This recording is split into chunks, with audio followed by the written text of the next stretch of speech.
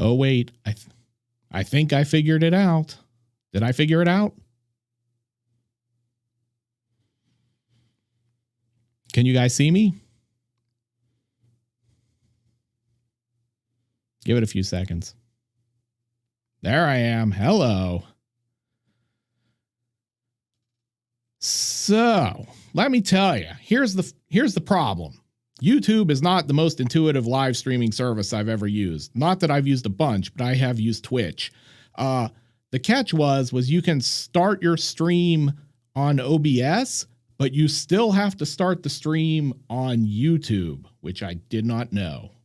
We could have been here for hours with me trying to figure that out. How do I look? How do I sound? Is it too loud? Is it too quiet? Is it too dark? This is just a test. I wanted to come hang out with you guys, see how everyone was. Oh, thank you. I am the greatest. Not at all. Want more light? We can do more light. Hang on.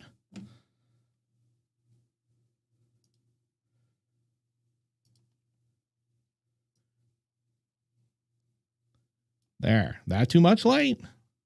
Better?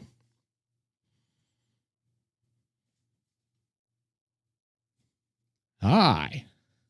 Ooh, this is a way closer angle than I'm used to at the podium, which you can see behind me.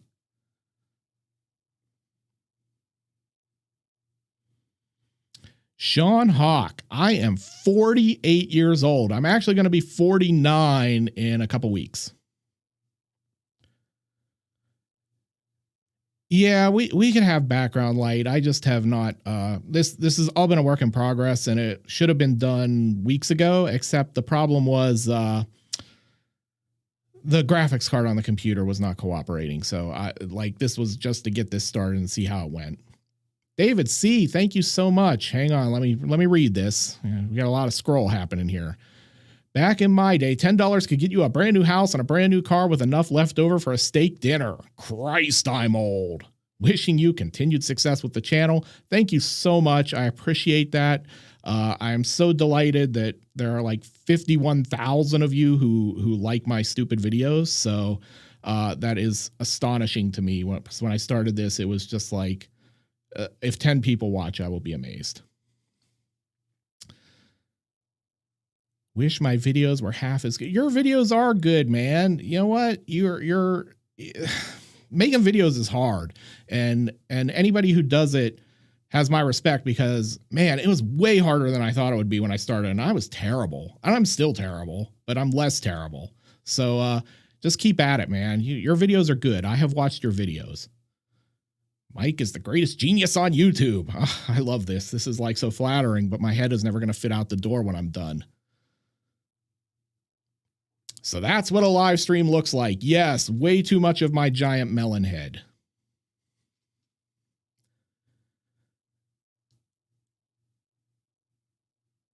The editing part is very hard, Rhode Island. That of making the videos, the part that takes the longest is the editing. The writing is a close second, but, you know, because who knew writing stupid puns and dumb jokes was like so difficult?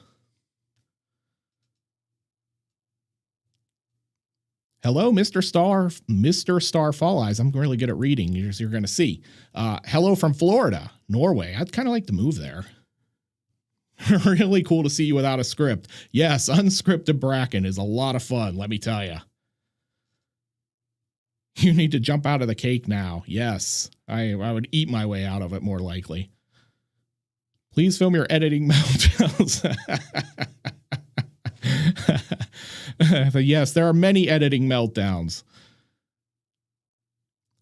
Amos, thank you so much for the super chat. My opinion on Prince of Darkness is that it's maybe Carpenter's most underrated film, except that In the Mouth of Madness is probably his most underrated film, but more people have come to discover that one in the past few years. Funny story, we almost did In the Mouth of Madness a couple weeks ago. I just, YouTube, copyright, all the claim shit. It's so hard to pick movies sometimes. There's like so many things I want to do that I can't do because of content that they're going to demonetize me over, or I'm going to get copyrighted and I have to fight it out with them. So yeah, but I love In the Mouth of Madness and I love Prince of Darkness. I have not done Children Shouldn't Play with Dead Things. And I'm sorry if I'm missing your chats. There are so many of them I can't keep up. I need to figure out how to do slow mode, apparently. Electric Eye Slide. I love Donald Pleasance too. I was actually thinking about this before I came on stream. Like, I thought somebody's going to ask me, like, what's my favorite slasher movie and franchise? And I love all of the big three. But for me, I've always been like a big Halloween guy over sort of NOES and Friday the 13th, because it's like Loomis really makes Halloween for me. The season, the setting of Halloween, and Loomis just kind of put those a little bit above Jason and Freddy for me. Chris Galloway is here, folks. Chris is a friend, has been a friend for a very long time, and he actually helps write some jokes in the videos. He's become an integral part of the Horror Geek scripting team. I have done all these videos until recently all by myself, and Chris has come in and kind of helps me with some funny jokes and some puns. And some of your favorite jokes in the last few videos have been Chris jokes.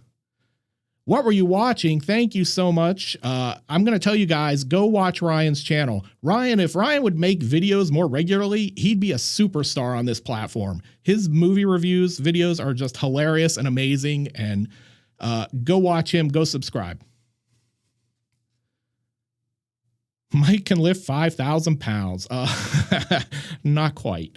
I'm working on it. Will I be attending Spooky Empire in Orlando in October, Devin?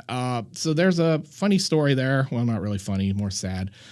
Yeah, I had kind of thought about going because I live in Central Florida, and was kind of thinking about like how I need to start doing more conventions and shit like that, because, you know, the show's big, and God, maybe somebody would recognize me, which would be like the weirdest thing ever. But with the current state of cons and pandemics and all that crap, I have a family that's immunocompromised, and I just don't want to risk making them sick. I'm not worried about getting sick, but so yeah, so I'm holding off on the cons. Hopefully 2022. I was going to go to Dragon Con this year. I will not be there, but I will be showing up at some point. I have seen Messiah of Evil, and there's a funny story about that, because like, I was not like the biggest fan of it back in the day, and I've never seen it again, so I really should. But I wrote a review of it that was like not flattering, and I got one of my greatest pieces of hate mail for that review. Some guy was like, told me I like fornicated with my mother and lived in a basement because I didn't care for that movie. Sick Flicks COVID edition. So the exciting thing is I decided to do this first stream on YouTube because I was like, oh, let's just try it on YouTube, because that's where everybody watches, and it's easier to get everybody to watch here than to come over to like Twitch or whatever. And but if you come over to Twitch at some point and you follow me over there during a stream, there is a surprising little cameo appearance when you follow from like one of the biggest stars on this channel. So we'll have to do that soon. Recently beheaded. That's my man, Chad. Thank you for the super chat. Love you, man. And John Savage, thank you. First live stream. Hopefully this is going well. I feel like an idiot. Trying not to babble like I'm on a job interview, which I do a lot. So, Bezow, how have you been, man? Love you. I am not married. I have been married twice, and marriage is not something I'm good at. I'm a better boyfriend than a husband. What's your guilty pleasure movie? Wow. So there are so many, like, everybody's like, everything you like is a guilty pleasure because you like a lot of trash. I think honestly, my favorite guilty pleasure movie is probably Shock 'em Dead, which was one of the first videos I did on the channel. So if you ever want to go back and check that out, I'm not nearly as good at making videos back then as I am now, but there are some good things in there, and I love that movie. I don't know why. Now that you're famous. Yeah, no one recognizes me at the grocery store. Let's put it that way. Kev Hart, thank you so much. With a sequel coming out soon after all the bluster died down, what are your thoughts on Halloween 2018? Congrats on the show. Thank you for that, first off. Halloween 2018, I have a complicated relationship with that film. I did a video like before I was doing Sick Flicks, before I was doing like all the jokes and stuff. And so it was like my problems with Halloween 2018 are the film sets out to sort of recreate everything. Like it's going to be a direct sequel to the first film, and we're going to get rid of all this stuff that was canon before and it's not canon now. But then they put all these little nods to things from the other movies that aren't canon anymore. So it's like, what's the point of eliminating all the sequels if I'm going to put a bunch of Easter eggs in there that are nods back to the movies that are no longer canon? So I like it. I liked Michael. I liked Zombies Halloween movies, oddly enough, because I expected to hate them. So, and then it ended up, Michael was so brutal in them, and I think Zombies Halloween 2 is like this weird misunderstood masterpiece disaster, if a movie can be both things at the same time. More mainstream horror. That's a good point. I would like to review more mainstream horror. A lot of times, mainstream horror is more likely to get copyright claimed. And so I have to constantly, so like my video creation process is like, I have a huge list of movies I want to do. And so I go through and I have to look at them and I have to do like 3 things. There's 3 steps before a movie gets to be a sick flick. Is it sick is obvious, not even a step, but do I like it? Can I do something funny with it? But then it's, will I get copyright claimed? How hard will it be to edit without YouTube demonetizing me, which is harder and harder every week? And then how will my audience react to it? And so the first 2 are pretty easy to figure out, but with the popular newer stuff, it doesn't do as well on the channel. The mainstream horror stuff just does not appeal to the bulk of my audience. Like, people begged me to do Evil Dead. I did Evil Dead. That video tanked. Slumber Party Massacre didn't do well. Final Exam didn't do well. So sometimes it's like, I'm glad I like so much weird, obscure crap because that's what the audience likes. So I try to sprinkle in some more mainstream, well-known stuff occasionally, but it just doesn't do very well. And it's usually a headache with the copyright. Merch and body melt. Merch is a great story. Like, I had the designs done for merch like 6 months ago, and they're literally sitting on my desk, and I have not gone back with the artist to revise them to get them out. Evil Dead is a classic. I love it, and I was excited to do it, and it did okay, but it didn't do great. So yeah, so it's kind of, I'm always thankful to like the unholy trinity of Bruno Mattei, Claudio Fragasso, and Rosella Drudy, because they are the magic that makes this channel work. Like, I wish they'd made like 100 Night Killers, because those movies do so well, and like the stuff you would think would do well just doesn't. I am so glad someone watched Stage Fright because of me. I have spent the last like 20 years telling anyone who will listen they need to go watch Stage Fright because I love it, and it's a great slasher movie that a lot of people have never seen.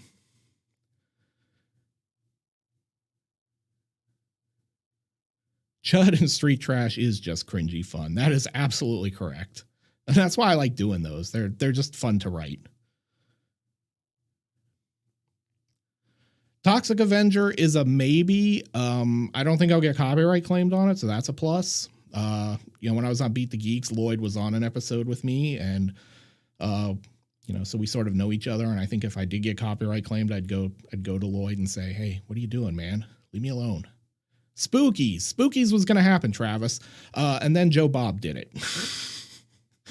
So this, I guess there's actually an addendum to the whole, like, how a movie gets on to sick flicks type thing. And as far as that is, like, has somebody done it, like a big channel done it recently? Like, I was all set to do Cemetery Man for Valentine's Day, because I love it and I think it's a weirdly romantic movie. And I didn't, because Brandon Tennell did it like right before I did. And so I didn't want to be like doing the same thing he did. And Things is the best story, because I literally finished with Chris had helped me and loaned me his copy, Things on a Friday morning, and that night Joe Bob basically did it on Shudder. And so it was like, shit. So I really try to space them out. If a big channel has done something, like, I don't like to do the same thing, and James and I at Dead Meat don't have a ton of overlap, but like if he does something, or Brandon, or my buddy Brad, Cinema Snob, Spooky Rice, Horrible Reviews, I love all those guys, but I try not to do the same things they're doing because like everybody does the same things like around the holidays, which is why I don't do holiday shows. So I just don't want to, I don't want you to come to YouTube and come to my channel and be like, oh, I just saw this shit on somebody else's channel. So I try to space them out. I try to be aware of what everyone else is doing. So, well, thank you, AJ. I am incredibly flattered people like what I do. This is, when I started, everybody starts YouTube and thinks they're going to be a huge success. And then reality comes and kicks you in the face and you realize like 10 people didn't watch your last video. So to get to 50,000 has been hugely flattering to me. I'm so glad you guys like what I do. Cut and Run is definitely coming. That is definitely going to happen. Absolutely. My favorite Vincent Price movie. So this is weird. Actually my favorite is really easy, but my second favorite is more complicated. My favorite is The Devil Rides Out because, I'm sorry, that's the wrong Vincent Price. I'm thinking of Christopher Lee. Vincent Price, oh God, House on Haunted Hill or The Fly. You have the one man MST3K vibe. Well, that is absolutely what I was going for. Before I started doing YouTube, I was a writer. I wrote about horror films for like 20 years for places like IGN and Cinema Blend, movies.com, Moviefone, whole bunch of places. And when I came over to do YouTube, I could have done serious reviews, but I thought, oh, who wants to watch that? That's boring. And I've already written all this stuff. So I basically, I love MST3K. And actually, if, one of the ideas for the set redesign is I have a life-size, actual functional Crow and Servo that I would like to put on the set at some point. But yeah, I wanted to basically do, Chaz Balin's Gore Score with Joe Bob's Drive-In Theater with MST3K. So, we got Super Chat up here. We can get that. Felipe 13, thank you. When I was hosting Cinema Diabolical, I noticed other podcasts would cover the same movies we did 1 or 2 weeks later, so I feel you. Yeah, look, these movies are not as obscure as they used to be because like a lot of stuff Severin's putting out, Vinegar Syndrome's putting out, Scream Factory's putting out, all these, boutique labels are putting out these movies that were sort of lost films for a long time. And so there's a ton of overlap now because we all have more access to them. Like I laugh all the time and joke, like you kids can go, could go into the mall and buy Cannibal Holocaust at Suncoast Motion Picture Store, FYE. And I had to get like a 17th generation grainy bootleg from a Japanese laser disc that looked like someone had like smeared Vaseline all over the camera. So, but I'm happy you guys get to see this stuff and it's more accessible because it would be less fun if I just talked about movies that you guys can never find. The weird thing about that is like everybody's covering the same stuff because it comes out and it's sort of topical because it's a new release type thing. And that's just how the internet works. So it's frustrating. And I try not to do the same thing as everyone else is doing, or at least not at the same time. RMG, thank you so much. That podium is custom built. That was my dad and my girlfriend built that for me. When I started doing the show, the first episode we shot was a disaster because we did not understand that you need to check your footage as you film. And so I shot hours of video and didn't realize that the teleprompter cover had gotten in front of the lens. So, and we shot those in my actual office in front of a bunch of the standard YouTube shelves of crap thing. And we shot it there and it was just like with the big screen TV in the background with like the ghoul-tied jack-o'-lantern thing on. And it just like, it looked cool, but that room was hard to light and everything. And so I thought, well, we need to put this in this other room. And so I came over here, but I was like, I didn't feel comfortable standing in front of a camera. So I needed something to like shield me from people. So I was like, I need a podium. And we thought about it. I'm like looking at podiums, and podiums are expensive and they were like ridiculous. And it was like, none of them were cool. Like I looked like a preacher or like a lecturer at college. So I was like, finally I was like, shit, we can make a podium that's a coffin. And so my dad is a carpenter and they got together and built it. And it's like a quintessential piece of the set. And, again, like weird sick flicks history. I don't know if you guys want to know all this or not. I'm just babbling at this point. But take off your top. Hot tub stream coming next week, right from the hot tub. So yeah, if you want to know like sort of the sick flicks history, you know, I was the horror geek because I was on Comedy Central's show Beat the Geeks. And oh, thank you, Synthetic. Good stuff. MST3K, Joe Pob, and Monty Python are the Holy Trinity. You know what's funny is I've never been into Monty Python is a miss for me, and I don't know why. I can't figure it out. It's just something about British humor just doesn't click for me. But yes, Joe Bob and MST3K, I am 100% with you. Oh yeah, back to the sick flick story. Sorry, I get derailed easily. So I was the horror geek on Comedy Central's game show Beat the Geeks back in like 2000, 2001. And so that's been my brand for like 20 years. Like, you know, everywhere I wrote, it was like, well, this guy's the horror geek. So he gets, you know, he covers horror movies. And so when we got to doing YouTube, it was like, well, you know, no, you kids don't remember Beat the Geeks anymore. Like that was 20 years ago. In the internet age, that's like 700 years ago, right? So I thought about rebranding and doing something different. And we were going to basically either do Sick Flicks with the Horror Geek, a Horror Geek channel. And I didn't initially want to do Sick Flicks because I knew it was going to be a fucking nightmare with YouTube and demonetization and all that. But yes, that was me with dreadlocks, Brandon. Or I'm sorry, Robert. Yes, that was me with dreadlocks. Very long time ago. I miss my dreadlocks. But so the other idea was we were going to do a show called Dr. Gore's Movie Morgue, where I would be Dr. Gore and I would have a morgue set, and I would have a gurney with a corpse in front of it so that I didn't have to stand at a podium, but I didn't have to stand out naked in front of the world either. So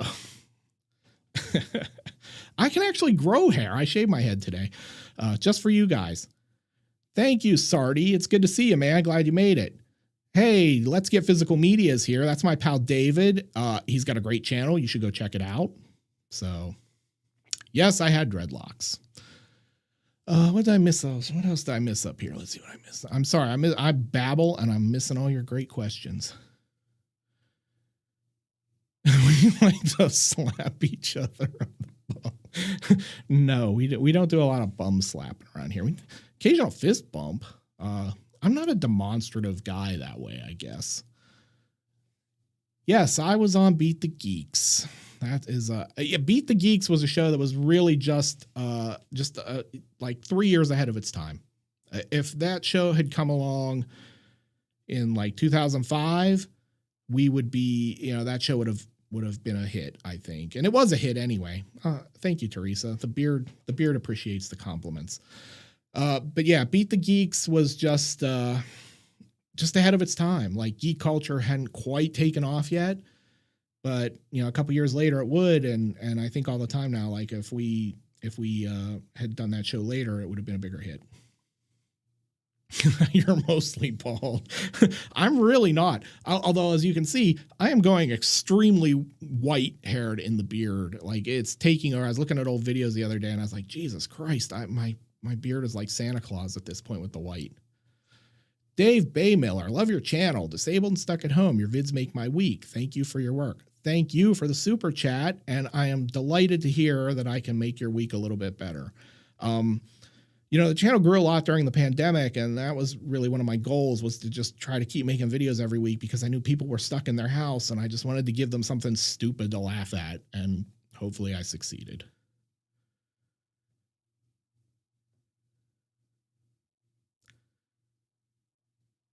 You're like Richard Mall, Mike. I kind of am, especially if it's like when he was on Highlander, because I like swords. Exploitation. R&R made it. It's okay that you're late. I am just here babbling away about nonsense, basically. And as I always say, check out Exploitation R&R's channel. He covers a lot of crazy stuff like I cover, and he's a cool, funny guy, and he needs a lot more subs. Have you seen Warning Sign? Off the top of my head, I don't think so, but I'm not sure who's in it. When was it made? Angst episode was really good despite the pronunciation. which pronunciation? Yeah, I try to get people's stuff right, but I butcher names. Angst did not do well. I will be honest. I think, last month was not a great month, and I think it was because, like, the channel used to be dark, sick flicks, serious, gory stuff, and then we did a lot of Italian stuff because I love that, and basically what happened is like I went back to dark stuff with Angst, and then Henry, and then Martyrs, and all of those videos tanked. So I think, I think those movies, I love them, but I think you guys like lighter stuff. Horror Geek's food ritual when watching a movie. I am a complete sugar junkie. I don't care for chocolate. You can give me all the Nerds and Sour Patch Kids in the world, or in sour gummy worms, and I'm happy. Yeah, Matt, I love those movies too. It was a sort of a surprise that they didn't do well. And someone has asked in the chat, and I keep missing it, about August Underground. I bought August Underground on Blu-ray with the sole intention of doing, the first one in Mortem for sure, and then the maggot cut of Mortem. And there's no way YouTube will let me do those movies now. They will age gate them. No one will watch them. And yeah, I would love to do them. And even if they didn't age gate them, I think for the bulk of the audience, I just don't think they're interested. I wish they were. Jazium, sorry. Or I probably pronounced that wrong. Thank you. Thanks for getting me back in. Oh, hang on. Scrolled too fast. Thanks for getting me back into more niche horror films. Is there any classic ones you wish you could cover? Yeah, there's lots of Japanese splatter I wish I could cover that there's just no way. I think I could get like splatter naked blood through, but Shogun sadism and stuff like that is just never gonna fly. So my decade for horror, it's the 80s. That's the cliche answer, but yeah, it's absolutely the 80s. And yeah, like I find that a lot of recent stuff I don't care for so much, but some of it I do. Like, The Void is not bad, and I love Baskin, and I love Martyrs, and so. But yeah, the Japanese stuff is a little too much for this platform sometimes. Ichi the Killer. Yeah. See, this is what I mean. So like, I would love to cover, like Visitor Q, but because I love Takashi Miike, but I don't think in the current YouTube client, YouTube really changed in 2021. Like after they went through that whole COPPA thing with the kids, they went off the fucking deep end with the censoring of stuff. Like they just don't want to let you cover anything gory at this point. Like every week, I'm not exaggerating, every week I have to fight with them about content. So Return of the Living Dead. That's a great question, Andrew, because I get that one a lot. I would like to do Return of the Living Dead. Two problems. I'm afraid it'll get copyright claimed, but I may do it anyway. The harder problem is that's a funny movie, and I really struggle writing funny stuff for funny movies. So like Bad Taste was hard. This is why I've never done Tucker and Dale versus Evil. Those movies are already funny and absurd. So The Gore Guy, thank you so much. Hi, Mike. A lot of my videos recently have been age restricted by the YouTube Mafia. I can relate. Do you ever run into issues with this? Yes. Constantly. As far as tips, be conservative. I have no clue. There's no rhyme or reason to what will get flagged and what won't. I can do things that will get flagged in one video, and then someone else will do it and have this, like Cannibal Holocaust. I had to do 14 versions of Cannibal Holocaust to get it through. And yes, I do know the mixtape horror. I almost wrote for Ogrish, back in the day when they had a magazine. Like I know all that stuff, unfortunately. But back to that.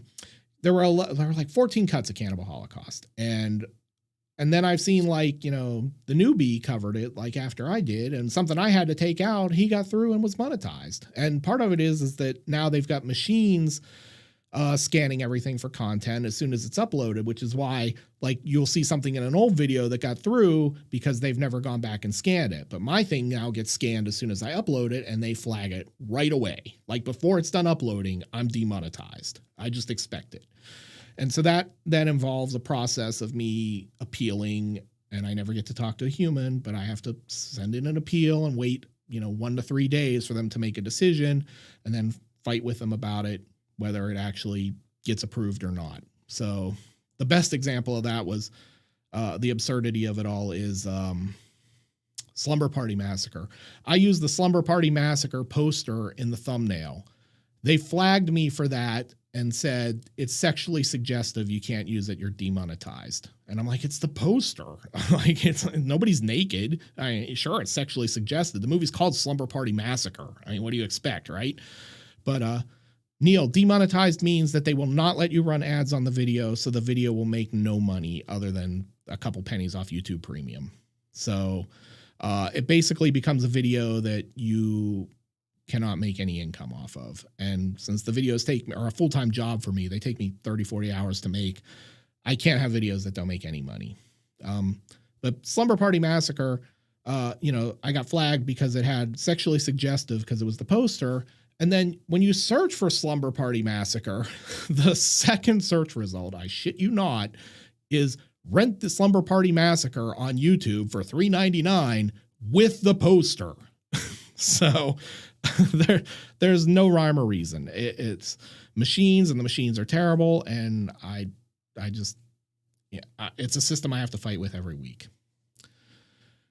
I think I missed a super chat up here. Let me scroll back. Oh yeah, Bezow. Those Italian horror movies and taking a shot at the sight of J&B get me drunk by noon. Yes, your liver. Be careful with your liver with the J&B because that stuff's rough. And if you drink every time there's a house establishing shot or J&B in a movie, your liver is going to be in rough shape. I can't be responsible for that. And what we got down here? All right.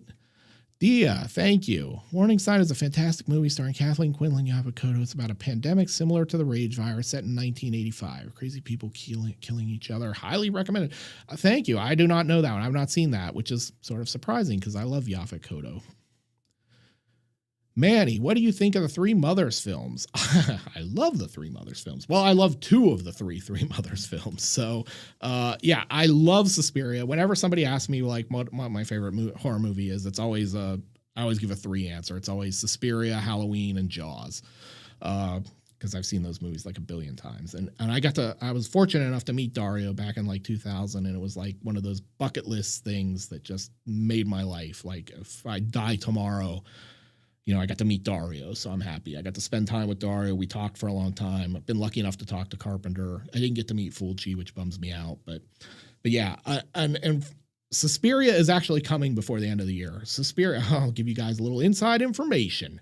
Suspiria is probably happening next month because then I want to do Inferno sometime in 2022 because I love that one. Mother of Tears is Mother of Tears.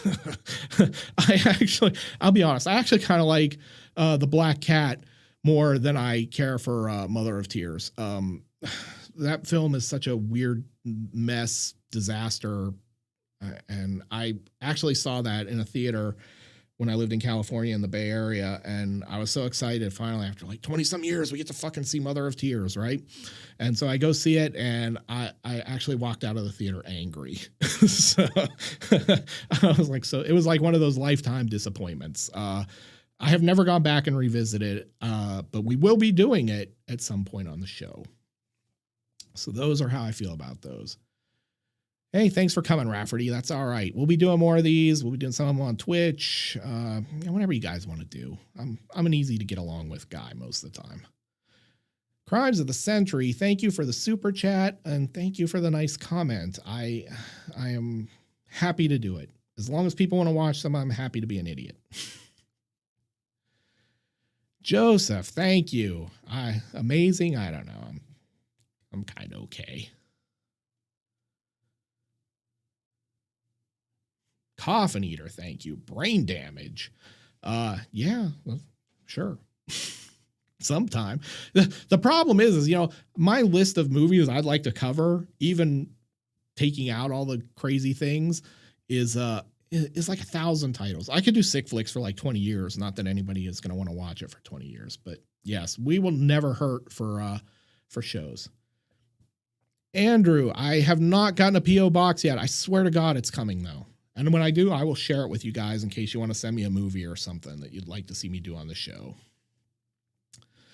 Please review 1982's Alone in the Dark. Yes, that is coming. I think there is a new version either out on disc or coming out. So that cast, how can you not do it, right? Jack Palance, Donald Pleasance, Martin Landau. That's a classic. Plus, wasn't it like Jack Shoulder directed that, like before he did one of the Elm Streets? So yeah, that one is definitely something that will happen. And thank you, Electric Eye Slide. I appreciate the super chat. I saw a J&B comment up here and I missed it. I never see J&B in the supermarkets anymore. I think you got to go to the liquor stores in the wino part of town. So Mother of Tears is gory, and yeah. And so like the funny thing about Mother of Tears is like poor story wise is that I thought like one of the issues Argento's always had with his films throughout his career is like Rob Zombie syndrome. I always say this about Rob Zombie too. Rob Zombie is like a gifted director. Like he makes visually interesting films like, the one with the record. Why can't I think of it? Lords of Salem. Like that has some interesting visuals in it. Rob Zombie's problem is that Rob Zombie is not a great writer. And if he got with a good writer who could write a great script for him and then he did his visual end of it and that magic, you could be onto something. And Argento, the same thing. And I really thought when he got guys to write Mother of Tears, that would be a good sign. However, he got guys who I guess just didn't really get, like there's this weird sort of too much homage to what came before. And yet also this weird deviation type things. Yeah. Mother of Tears. You could write like a whole book about how Mother of Tears went wrong. Not me, but someone could. We got up here. The Horror Counselor. Thank you. Who would I want to remake Zombie? Oh man. I have no idea. Like someone trying to remake Fulci. That guy who made Baskin, he could, I would like to see him. Like I would see him make anything. That guy's an interesting director. And Baskin is just like one of these really cool, weird, deep horror movies with like a lot of weird gore and shit in it. And I like it. And I think like seeing him do something like Zombie, I think he would get the gore right. And I think that weird, like, how Zombie has sort of that weird voodoo vibe to it. Baskin has a weird religious vibe to it. I think he would get that right. I would see him. I don't know who I'd want to be in it though. That's a tough one. 31. Yeah, I like 31. I've never gone back and rewatched it. But like I know some people hate Zombie, like some people hate Eli Roth, and I get it. The criticisms of both are valid. But overall, I like their films for the most part. Zombies trying to be the Tarantino. Yeah, and what's funny is like I have more problems with Tarantino than I do Zombie, but that's a whole other can of worms. Heavy Metal Crone, thank you so much. Love your content and your delivery. Top of my list. Thank you. All right, Michael Ventura. Ever considered a horror of a different kind, like covering Park Chan-wook's Old Boy? Yes. Plenty of great violence and gore and a horror unlike any other. Yes. I have wanted to do I Saw the Devil since the channel started. And the problem is sometimes the subtitle films are hard to do because of the subtitles. And like I have to do 2 different cuts in editing to like sometimes the jokes work better if the subtitles aren't on the screen, that type of thing. And Park Chan, or, like a lot of the Korean films like that are over 2 hours long. And so what happens is like, if I go a movie that's 2.5 hours long, I end up writing a script that's like 30 minutes. And I don't want you guys to have to sit through 30 minutes of my dad jokes. Yes, you did hear me mention Ogrish.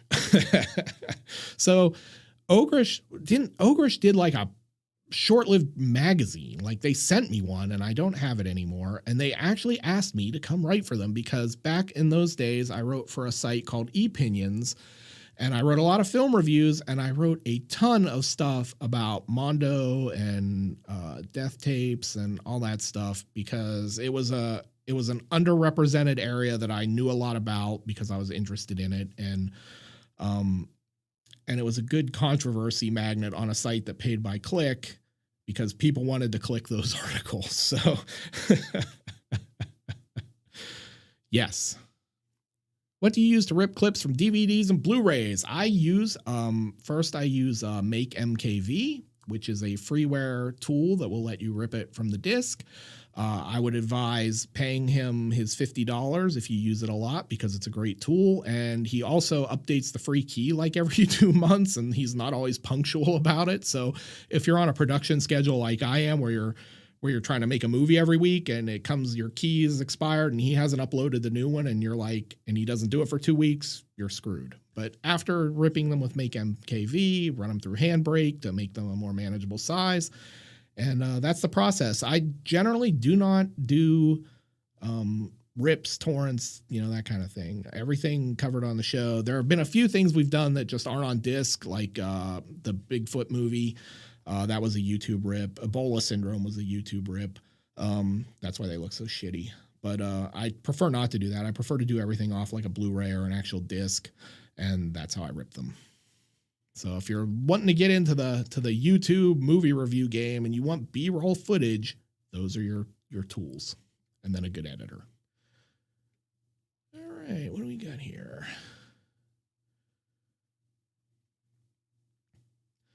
Which movie there's one. So this is funny because the horror counselor asks, I think it's safe to say there are some genuinely disturbing movies out there. Which one truly made you feel sick? And the answer is Slaughtered Vomit Dolls, because puking is just one of those things that makes me uncomfortable. Yeah, there are some scenes in Lucifer Valentine's Slaughtered Vomit Dolls that are just gross. And I always intended to like kind of cover those films, and I never figured out how I was going to do it because even back in the good old days, YouTube would have had a fit about that. But I was like, man, the video title writes itself. Everyone will click when I call it the movie that almost made me puke. So are you getting A24 fatigue too? Yes. Yes. Yes. Yeah. And that's not to say like if you like A24 that I have anything against them, but I have modern horror fatigue at this point. Like I don't get excited about a lot of the new stuff because I see my colleagues who go out to the film festivals and see it early and they come back and they're all excited about it, and then I see it and I'm like, it's all right, but yeah. Best Friday the 13th part. The best is probably 4 or 6. My favorite is 5. And I always get shit about that because everybody's like, but it's not Jason. But it kind of meta is, if you think about it. Like, you're just seeing the stunt guy playing Jason instead. And 5 has the benefit of being the sleaziest and most, over the top violent, I think, of the bunch. And I love it. And I make no apologies for it.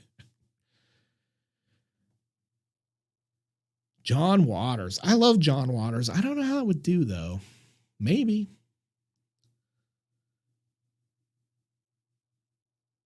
Will I stream Halloween Kill? I don't have Peacock. So, I pay for all these streaming services I don't use. And then, so I quit paying for more of them. I probably will because I will want to see that. And having been a film critic for 20 years, I don't care to go to the movie theater. Like, that's like going to work. And now my brain equates going and sitting in a theater with work. And so I don't care to go. I would rather stream it at home. Yes.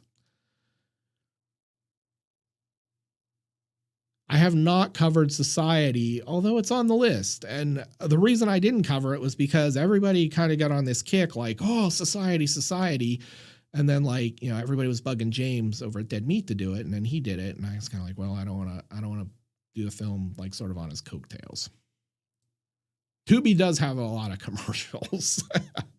I will tell you that not next week's movie, but the week after, I was waiting on the Blu-ray to arrive, and I wanted to get started on the script, and it was on Tubi, and I actually started watching it on Tubi, and it was like I'd never actually watched anything there, and I'm like, Jesus, how many times do I have to see this Snoop Dogg commercial?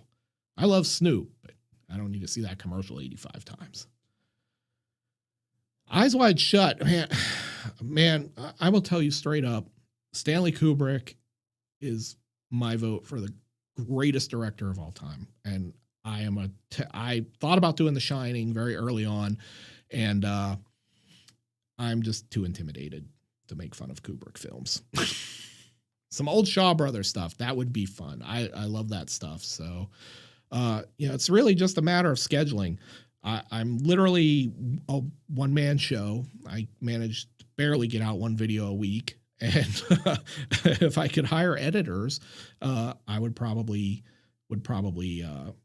do more shows and would get to more of these movies. So make fun of Jack. Yeah, right. I do. I love Kubrick. I revere Stanley Kubrick. I don't like, if you were to ask me my favorite directors who were not horror filmmakers, it's like Kubrick and Takeshi Kitano and Wong Kar-wai and John Woo. Night of the Living Dead, directed by Savini, was pretty great. I'd actually like to do that one. I don't have a copy. I need to get one.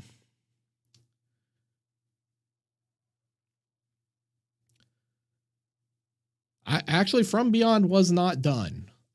From Beyond almost got done because people asked for it a lot, and I thought about doing it, and I literally went to buy it, and the Blu-ray went out of print the week before, and the price of the Blu-ray jumped from like $17 to $85, and it has not really come back down. So, and I just refuse to pay $85 for From Beyond, which I love, but I'm not paying $85 for it. Oh, boy. I've done a lot of talking. Hang on. Let me take a little drink. I'm a little parched. Hope this doesn't sound terrible. Best Masters of Horror episode. Well, I feel like the Italian horror nerd in me is supposed to say Jennifer because Argento made it.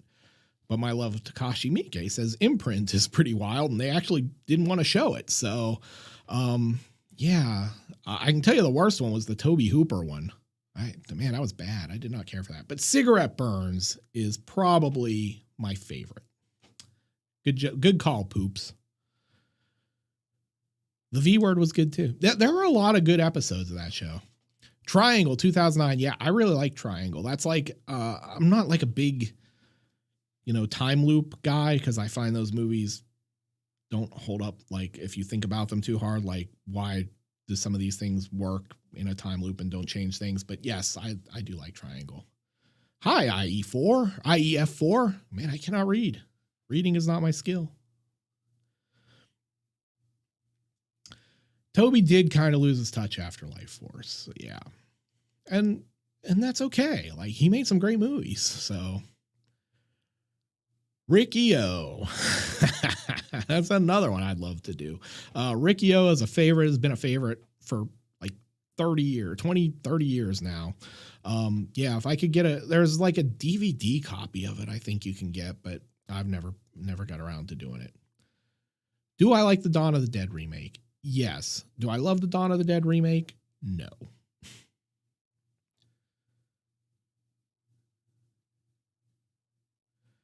I don't think I've seen every video nasty. I haven't looked at the list in a long time, but there's a couple weird ones on there that didn't seem particularly nasty, like they should have been on the list, and I think I've probably missed a few. So, the gross out movie so intense it made me laugh. Oh man, I laugh at all of them. Yeah, I literally. That's a thing my family laughs at, that like the more extreme the violence and gore, the more I cackle. So would I ever review Necromantic? Yes. But here's the thing about Necromantic is I hate it. I know everybody is like, oh, Necromantic. I find it incredibly boring. And if I were going to do a necrophiliac film, I would do Nacho Cerda's Aftermath because I think that's just a million times better film. Where's the J&B at? You have to bring your own, unfortunately. I can't afford to give everyone J&B. Plus, there's probably some age thing and I'd get arrested. Meet the Feebles. Yes, Meet the Feebles is one. Again, though, so like what I ran into with Bad Taste is that Jackson's, those early films are kind of funny. And so it's really hard to make them funny, like on top of how funny they already are. So those are hard ones to write. Anthropophagus is hilarious. Anthropophagus is funny because like that is a video where I felt like sort of an evolutionary step in the channel. Like I was kind of figuring out what I was doing, and I watch it now and I can't watch it because I'm so bad in it, but it's a funny video. I'd like to do it again, except that when I redo a video like Stage Fright, it doesn't do well. Oh yes. If you haven't hit the thumbs up, please do hit the thumbs up. I appreciate that. And, that support means a lot to me. I have not seen 12 a.m. Short. Is it on YouTube? Is it somewhere I can see it? Because I like shorts. Because I'm all for shorts. Brain Dead is one that I get asked about all the time. Dead Alive. And the problem is it's a Lionsgate release. And I have been on Lionsgate's press list for 20 years. And they flag me on copyright for every video. And when I fight them on it, they refuse to release them. So my attitude has basically been, I'm not doing Lionsgate videos until we get like a Skillshare sponsor or something like that. So, because like someone asked about Neil asked about demonetization earlier. If you don't know like the inside YouTube stuff, when a company copyright claims your video, this system is equally broken. They copyright claim it and you can appeal. And when you appeal, you do not appeal to like an impartial third party. You appeal to the company who copyright claimed your video. So if Lionsgate claims my video and I file an appeal, Lionsgate gets to decide if my appeal is valid or not. And what do you think they're going to do? Because if they decide it's not valid, they get to keep all the money from the video. So Sardi, I do lift weights. I am a competitive power lifter and strongman. I love lifting the weights. I have a beautiful home gym. I am still waiting for Werewolf Women of the SS2. Why will he not do that? Yes, I will absolutely do this more. This was the plan. If you guys want me to answer questions, you're going to run out of questions. I can only answer some, like you can only ask me so many questions, but at some point, we'll do different things here. We'll talk about specific movies or franchises, or, we can play Beat the Geeks horror trivia or something like that. So yes, there will be more live streams. I'm so glad you all came. I'm so glad it's running smoothly. Hopefully everything sounds and looks great. Zero. Yes, I like tons of Eli Roth stuff. I think The Devil's Rejects is great. I have not seen the third film yet, but yeah, I do love them. Mike, the Kerry King of horror. So yes, of all the lookalikes I get, Kerry King is my favorite. For some reason, people were on a kick for a while where they kept telling me I look like Jack Black, and I don't see it. I don't know. Like, I love Jack Black, but I don't see it. Kerry King, though, I'm all for that. The original Godzilla, Sammy. As a kid, I grew up in that era where, the monster movies were on Saturday afternoons on your UHF channel type thing. And I was endlessly fascinated by the Japanese kaiju monster movie things, especially because I just found the whole idea of people stomping through miniature cities just like the coolest thing in the world. Like all I wanted to do was grow up and be the guy in a monster suit who got to stomp on a bunch of models. Jim Gaffigan's another one. I like Jim Gaffigan. And that one I see. I probably do sound a little like him. Stuart, thank you so much. And tell your 7-year-old I said hello and thank you. And apologize for all my vulgarity. The 2010 Wolfman remake. Wow. I haven't seen it since 2010. A lot of wasted potential. Demonetization would be a good short. It would. I should just start a second channel called that. Yeah, Jack Black. I don't know. I don't know where that was. Like, I've asked other people, like in my life, I'm like, do I look like Jack Black to you? Like, is there some way you squint that am I just not seeing it? But yeah, I don't know. I've never seen that. So, Denise, who is the most favorite horror villain? Pinhead, probably. Rabbit Roach 999, thank you for the super chat. I am incredibly grateful for that. That is very sweet and totally not necessary. Corb, thank you for coming. Like I said, we'll do more of these. Yeah, the kaiju suit. Yeah, I've heard that it was very heavy and it's probably super hot. But I would have done it. 254. I deadlift almost 600. You can do that. Extra 19. Kelly, you're speaking my language. Extra 1982 is one I have wanted to do. I just cannot get a copy of it. If I could get a good copy of it, I would do it in a heartbeat. I think it would do well. John, when will I do Jungle Holocaust? That's a good question. I don't know. I don't have it on the calendar, like for a date. There are quite a few cannibal movies I still want to do. Those don't always do well. People like are fascinated by the cannibal films, but they're also turned off by them because they equate them all with the animal stuff. And so even when you go like, okay, I'm not going to show you any animal stuff, I'm not going to make jokes about the animal stuff, they don't feel comfortable coming into the videos. And I understand that. So yeah, but there are more. Jordan, how have you been, brother? Big O and Dukes. That's a throwback to the Bracken past. I miss those guys. I am glad you have been around. We need to play some video games at some point. Not Destiny, though. Sardi, thank you. I try to be funny. I tell a lot of dad jokes and terrible puns, and I hope it's entertaining. And there are a lot of good channels, a lot of good horror channels on this platform, though. I'm just happy to be mentioned alongside of them.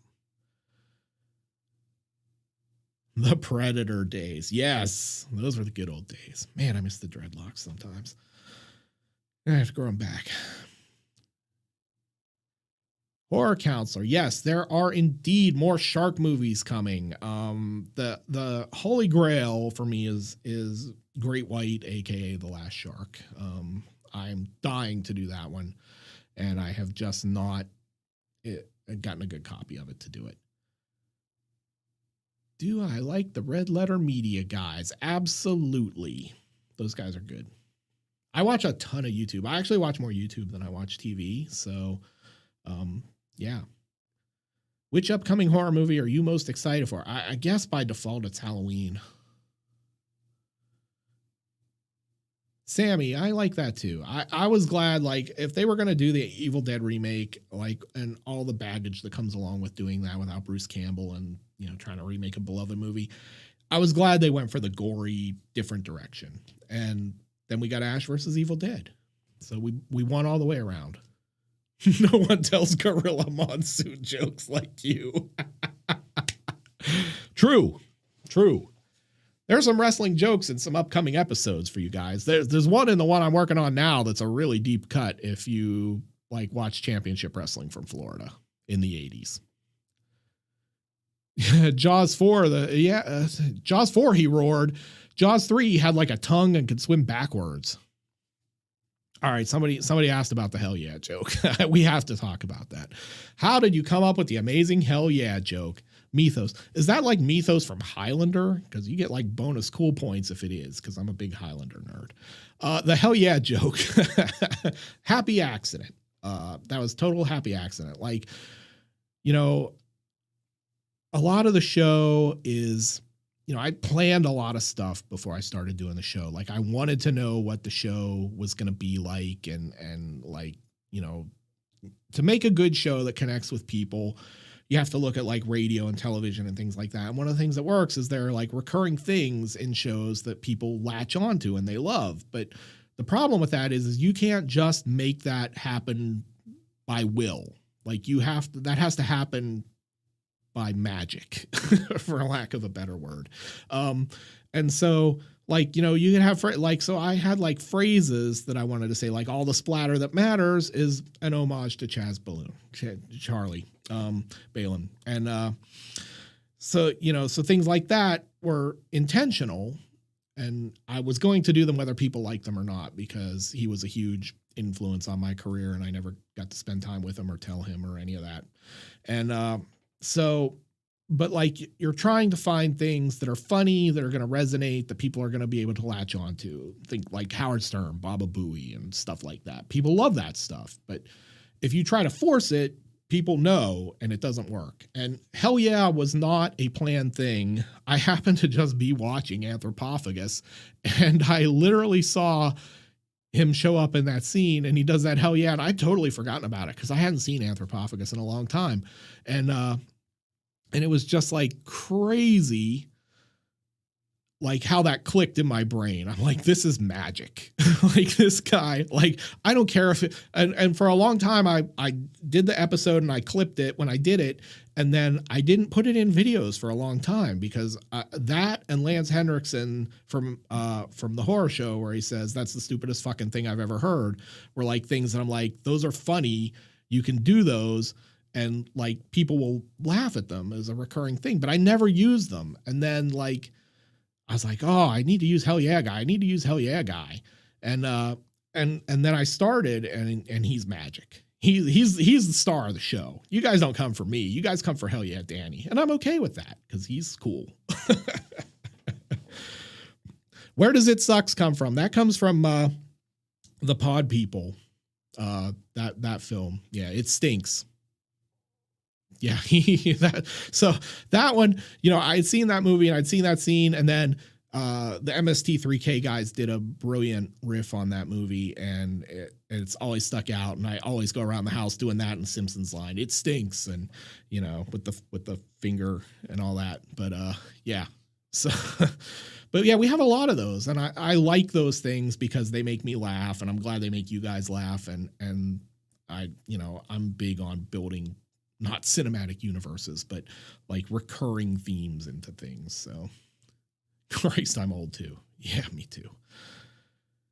How did you come up with the gore card? That was again, another Chaz Balin thing. Like he wrote, you know, when he did Deep Red, and then he wrote the gore score, and I loved the idea of the gore score. And I just, you know, that was a thing where I just wanted to pay homage to a guy who was just like a huge influence on me when I was, you know, starting to write about this stuff. When I started writing about this stuff, you know, in like 1998 online, there were not a lot of guys writing about these movies. Like today, you can't swing a dead cat without hitting 25 horror journalists or whatever.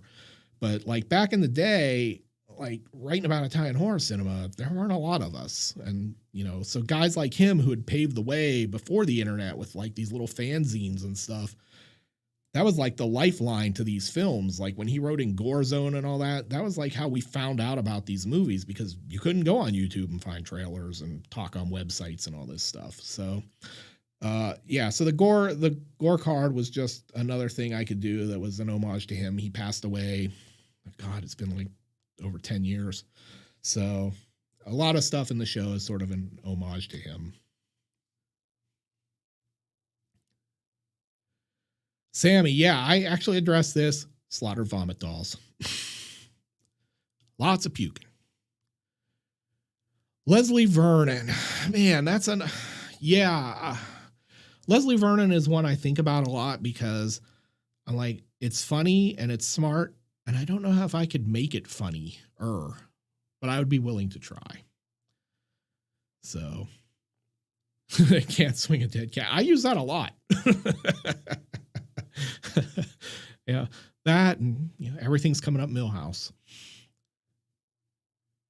Continuity is hard. Yeah. So the Italians are really good at giving me opportunities for continuity is hard. The Americans are a little more on the ball. So as we get back into some more Italian films, I'm sure we'll see more continuity is hard. That's one of my favorite bits too. Although I'm running out of hats. Street Trash. Yeah. Street Trash is one of those ones like, I'm glad I did that one. The first I started to do it at one point and it was just not working and I put it aside and I came back to it 6 months later and that's the video you got. So yeah, it was, but I'm glad I did it. It was not the easiest to do and YouTube absolutely hates it.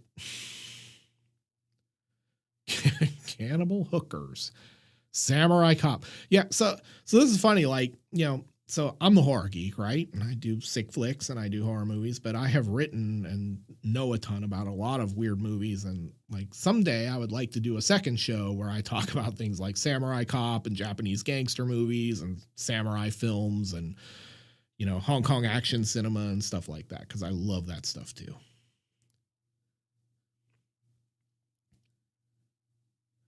Yeah. The Italian films are definitely, style over substance in a lot of cases, Argento especially, Bava. But that's what makes them magical because in the West we get so tied up in narrative and plot and things like that that getting to the point where you just kind of go into a horror movie that has this like hazy nightmare logic is sort of fun. Dark Knight of the Scarecrow. Yes, it does. That's one I'd like to do too. That movie is, I'm old enough that I remember when that movie debuted on CBS of all places, and we watched it, my sister and I, and it terrified me. So, Chow Yun Fat is great. We do not spend enough time talking about how great Chow Yun Fat is, or Johnny To, or Anthony Wong, or any of those guys. Like, the saddest thing in the world is that we brought those guys to Hollywood, John Woo and Chow Yun Fat and all that, and we saddled them with like Van Damme and Antoine Fuqua and things like that. They deserved better. Dennis Rodman. So, which Italian zombie movie took place at a chemical plant? Was that Hell of the Living Dead you're talking about, Matt? You know, like part of it's there in the beginning and the end, they come back to it. Planet of the Vampires is a beautiful style over substance movie that I highly recommend. I would love to do like more Bava and more of that stuff. For some reason though, anything like pre 1975, just YouTube audiences look at it as old and they're not interested because it's ancient. What movie got me as a kid? Jaws terrified me as a kid. That's why it's one of my favorites. Jaws and Halloween. Jaws especially. So like Jaws came out in what, 75. So I was like 3 or 4. And I was fascinated because my dad had the book and, you know, there's the big shark on the cover and the girl, and my brain, like, that's brilliant imagery. And you just look at it and it, like, even at that age, you understand that like, this is terrifying, but you can't, like, I couldn't look away from it. And then, so I wanted to see it. And my parents are like, we're not taking you to see Jaws. You'll flip your shit. And they were right. But they bought the soundtrack, like the LP on vinyl. And like they would put it on and they'd put the headphones on me and I wouldn't even listen to the Jaws theme at that age because it scared me so bad. So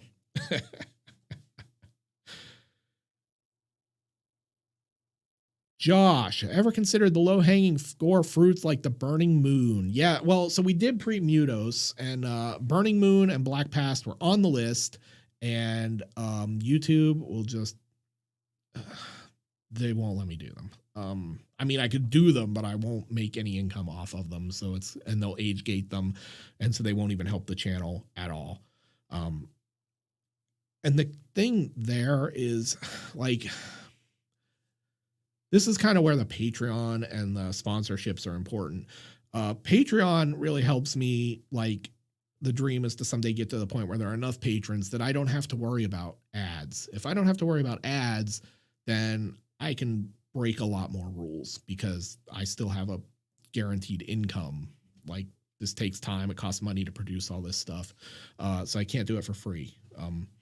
But the plan originally for me was to just get a big enough channel to get places like Skillshare or Shudder or whoever to sponsor videos. And then I would just fucking go nuts with the gore, right? Because somebody's paying me. I don't care what YouTube does to it. But if they age gate it at 18 plus, it doesn't get promoted on the site. And then the company that paid for the video is unhappy because they're not getting traffic. They're not getting any clicks. So, those movies are a real conundrum for me. I want to do them. I love Olaf Ittenbach. I want to cover all his movies at some point, but the platform is not in a place to let me do it.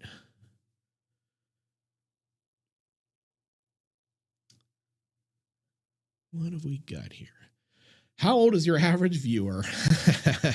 So I joke about Christ, I'm old a lot because everybody thinks of YouTube as being a bunch of kids.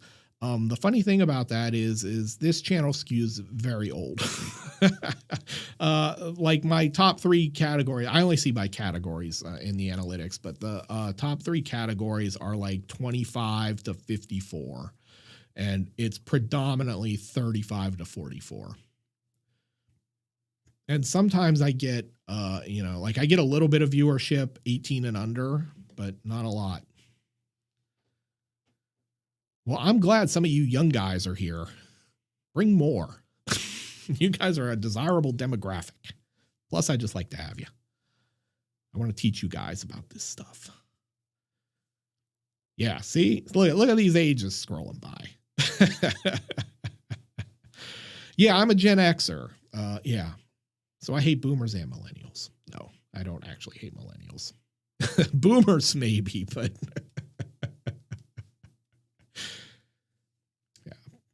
Bad Dog. Nice of you to make it, man. I kind of addressed this earlier. Dead Alive is one I'd love to do. The problem is it's a Lionsgate title and they copyright claim everything.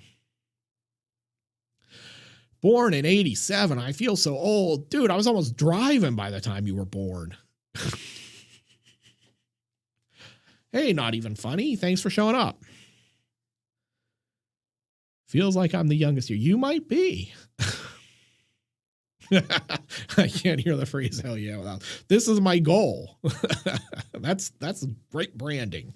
Every time somebody hears hell yeah, they think of me. I win. Yeah, like the copyright. A fellow 72er. Good year. Good year.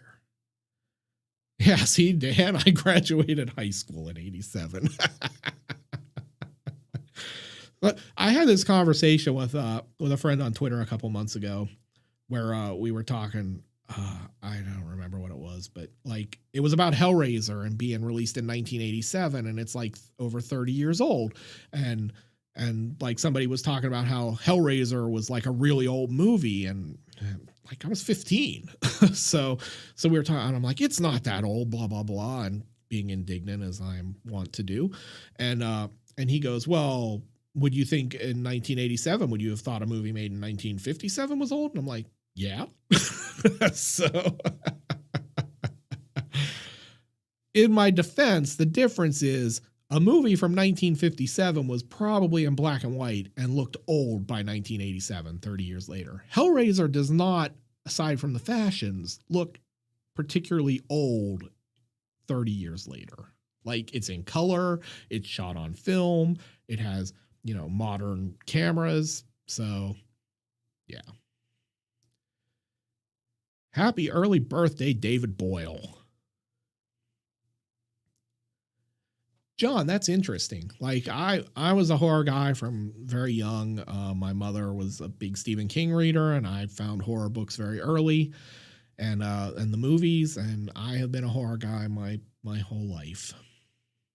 Hellraiser was good until 4. That's true, and I will say that the first section of Part 4 is really good. The part where they're in like revolutionary France with the box. If they'd have made a whole movie out of that, I'd love it. I'd watch it again. Which movie do you wish you could see for the first time again? A ton of them. The classics, Suspiria, Jaws, Halloween, The Shining, Lots of Italian stuff. I wish I could, like the Argento stuff. I really wish I could see for the first time again. So those are all movies that, you know. And Suspiria, the funny thing is I first saw Suspiria, I must have been in like 9th or 10th grade, and I didn't care for it the first time I saw it. The problem was that I was an American kid who had grown up on American slasher cinema, and so Suspiria is not a good entry point for the uninitiated into Italian horror. And so I saw it and I'm like, what's this shit? It's a bunch of lights and the music's cool, but like nothing ever happens type thing. And so I'm like, I want my Michael Myers and Jason and Freddy. And so, yeah, I didn't really care for it. And then I went back to it like a year later because I went through this phase where I have to understand this Italian horror shit because people talk about it, right? You know, it's like important. I like horror, so I need to understand it. And the problem was that just Suspiria is not a good entry point. Like it's too ethereal and nightmarish and nonsensical.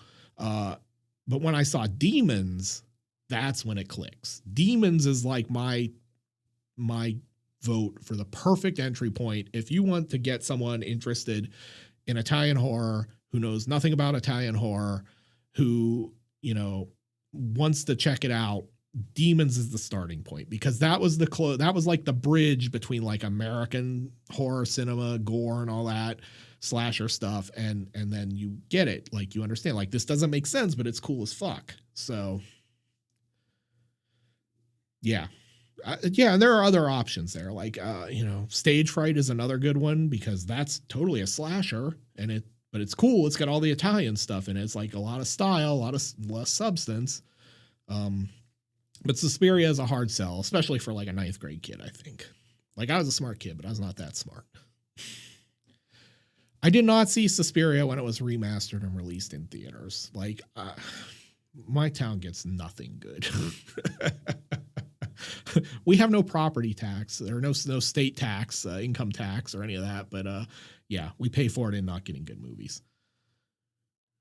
Yeah, Demons is great. Like, you know, the first time I saw it, I was just totally blown away by it. And by the end of it, I'm like, oh, this is why Italian horror is what it is. Like, I got it. Repo, the Genetic Opera. I want to like that movie. I just do not like musicals. I don't like Rocky Horror Picture Show either. The Beyond. Yeah, so The Beyond is a tough one. Like, yes, I can see it, and I can also see the problems I have with Suspiria with it because none of it makes sense in the end. But I think in The Beyond's case, by the time you get to the end, you get that it's sort of Lovecraftian cosmic horror, and you go like, oh, okay, well, that's why it doesn't wrap itself up nicely in a bow. What about Saw? So the first Saw I liked. The rest of them, diminishing returns. Let's put it that way. Saw is it's hard to separate Saw as a series of films from the impact it had on mainstream horror cinema. Like, you know, I was writing for a lot of sites at the time, the years when Saw was very popular, and it was like every year a new fucking Saw movie came out, and like they got so convoluted by the time you got to like 4 that I was just like, can we just stop? Like nothing else could come out at Halloween because nothing wanted to go up against Saw, and then it was Paranormal Activity. But yeah. Phantom of the Paradise. Yeah. I like the idea of it. Hostel. I like Hostel. Umbra 711. Thank you so much. Many more years. I hope so. If I can stay alive. Getting old. Bad Milo. I like that one too. Favorite horror video game. I like Dead Space a lot, but I also really liked Call of Cthulhu back in the day, which is not really a particularly good game, but I liked it. Alex, thank you. No, I have not done Galaxy of Terror. I think Brandon did it like back when I was thinking about doing it, which goes back to earlier in the the conversation here, where it was a case of like, I try not to do things that other guys have just done. And then sometimes when I plan to do it and then someone else does it and then I take it off the calendar, it doesn't get back on. Like, yeah, I would love Cemetery Man to get on this year, but it may not be till like Valentine's Day of next year. What about Phantasm? Paul Green, Phantasm has like maybe my best joke ever with that Gary Coleman bit. Excited for the Dead Space remake? No. No, marginally. I'm taking a wait and see approach with the Dead Space remake. Yeah, Phantasmagoria 2, that was a good one too. So it's really funny, like, I was not a big fan of Eternal Darkness on the GameCube back in the day, but like it's developed this really cult following now. And oh, hey, Exploitation RR, thanks for coming, man. Eternal Darkness, yeah, it's nice that it's sort of gotten this critical reevaluation and love now. I think it's like, as a Lovecraftian game, it works. I will never get over the fact that the main character's name is Roivus, which is Savior spelled backwards, though. Jankin, thank you so much. Thanks to you and your awesome beard, Mike. Day by day. Well, so speaking of sponsorships, why are the J&B people not sponsoring me? How have they not found this channel yet? Like, you think they'd be like throwing money at me? Somebody's talking about our terrible booze. Do you have a favorite franchise? Yeah, it's probably of the big three, it's Halloween. I mean, I love all of them, but Halloween. I'm an October baby. I love Halloween in general. Halloween's bigger than Christmas to me. So, yeah. Martin, I don't know. I think it will go. I think it will go unlisted after it's done, but I will put a playlist on the page on the channel page for live streams so people can find them there and go back and watch them. Phenomenon, the first Clock Tower game. Yes, absolutely. That link is one of my favorite things about Clock Tower, that somebody saw that. Emerson TV should sponsor. Yes, right? Why not? Somebody should sponsor me. What are your thoughts on Halloween 3? Oh man, I knew I'm gonna get in trouble for this. I do not understand your fascination with Halloween 3. It is a shit movie. I love Tom Atkins, but it is a shit movie. I do not understand that at all. Hey, chat, thank you so much. Good to see you here. Thanks for coming, man. So, yeah, Halloween 3, that damn jingle, man. Now I'm going to have Silver Shamrock in my head all day. Thank you. I get that people like Halloween 3. I do. And it's interesting to me. And so like, I think it's interesting because it's a generational thing. If I were young and I came to Halloween 3 on its own as a young guy who had no expectation of it, I would probably like Halloween 3 in some weird way because it's so bizarre, right?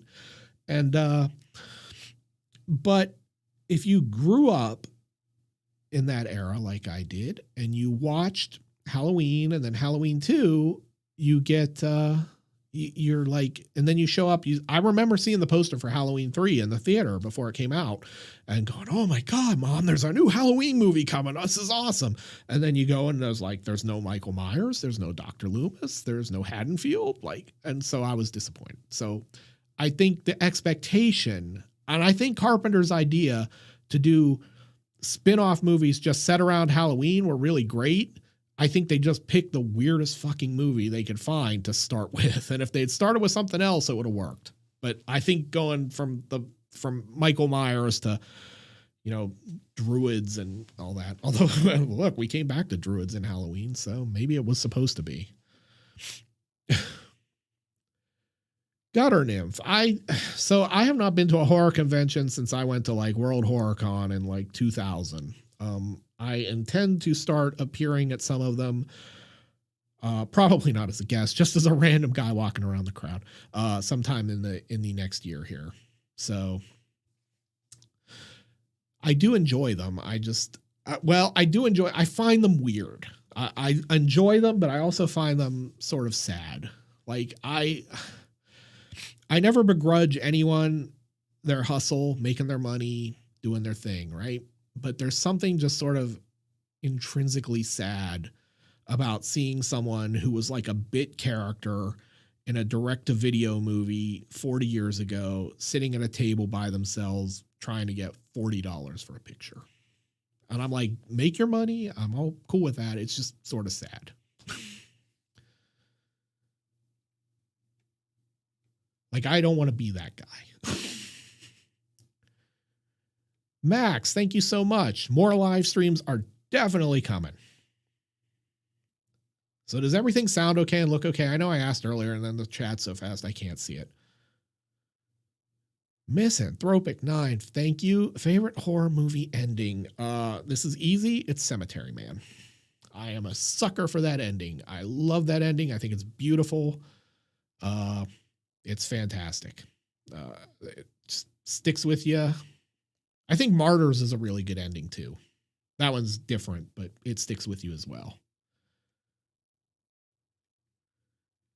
I'd like to be king.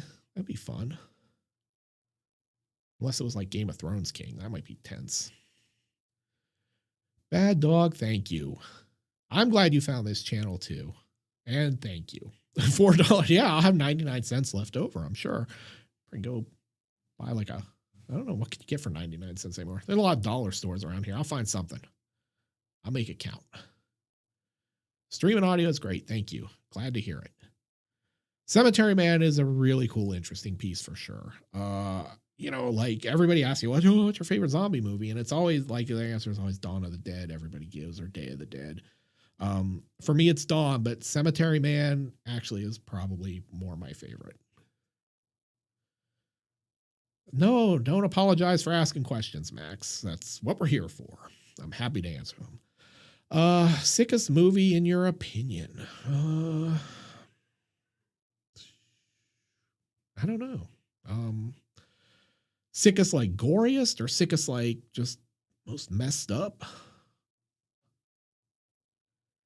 Brandon, I'm so glad to hear that. Like, you know, like I do the show because it's fun and I like to hang out with you guys and all that stuff. But really, my thing is like I'm really like to help people find cool movies they missed.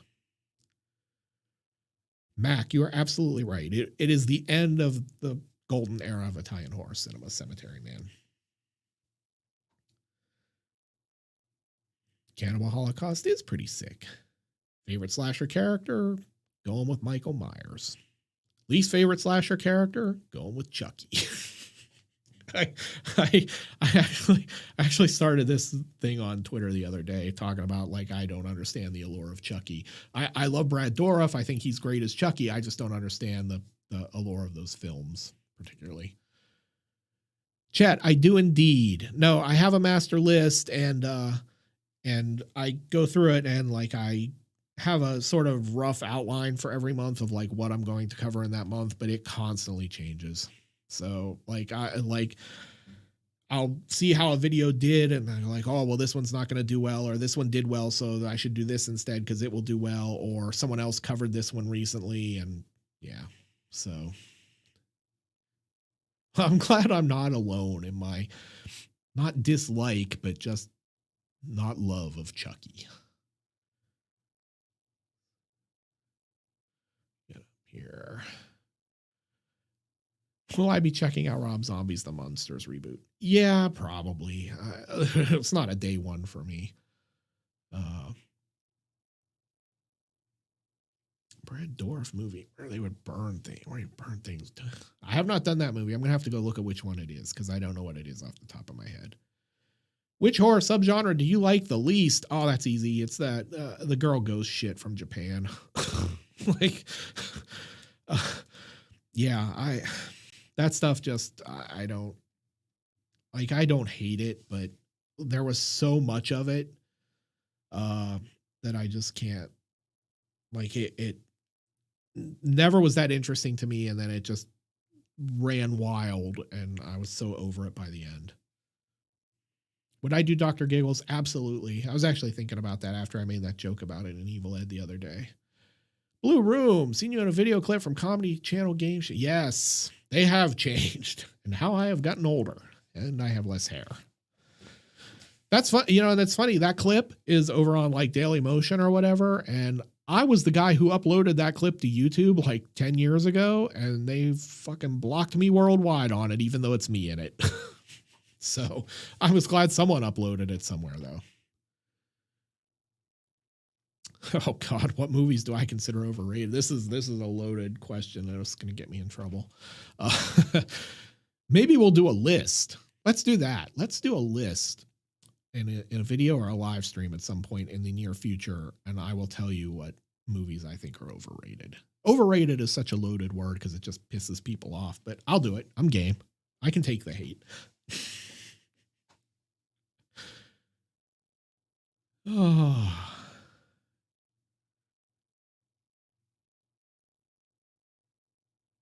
The horror short. I need a crew. I'm a one-man show. There's lots of cool things like that would be fun to do. I just don't have anyone to make them happen. Best and worst Dario Argento movie. Best, best you have multiple choices there. For me, the best, I love Suspiria. I love Tenebrae. I love Deep Red. Phenomena is my dark horse favorite. The worst is Dracula 3D. Dracula 3D is I don't like Do You Like Hitchcock either, or Do You Love Hitchcock? The next big jump for horror films, God, I don't even know. Like, I feel like we're in a really weird place with modern horror right now. You've got the sort of Hollywood mentality of let's reboot everything, which is not great. But then you've also got the A24 mentality of let's make everything like an art film, which has varying levels of success. And if it were up to me, I'd love to see a return to grimy exploitation films, but I don't think we're going to get that. Yes, I do like Korean horror. Bigfoot movies are coming around. Let's hope. Melissa, thank you. That's one of those things like, hell yeah, Danny, that was sort of a happy accident. Like, I just always point out jump scares because it's sort of fun to do, but like that whole jump scare thing was not planned. It just sort of happened one day. John, thank you for watching my content. I saw the devil someday. I'd like to make some grimy exploitation films. That'd be fun. I'm not a filmmaker, but it would be fun. Hobo with a Shotgun, that's one I'd like to do. 7 Deaths in a Cat's Eye, that's another one. And you got a jump scare. This stream is complete. We can just shut it down now. I've done jump scare. If I do Christ, I'm Old, we're done.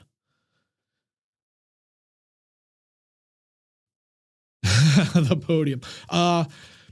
Yeah, that's cool. I never had an idea that elaborate. The one idea I had for the podium was basically to instead of putting the mic on top of the podium, was to take like a boom arm and attach it to the side and have it come up around to the top of the podium with the mic and put like skeleton arm bones on there. So it looked like a skeleton arm was reaching out of there holding the mic.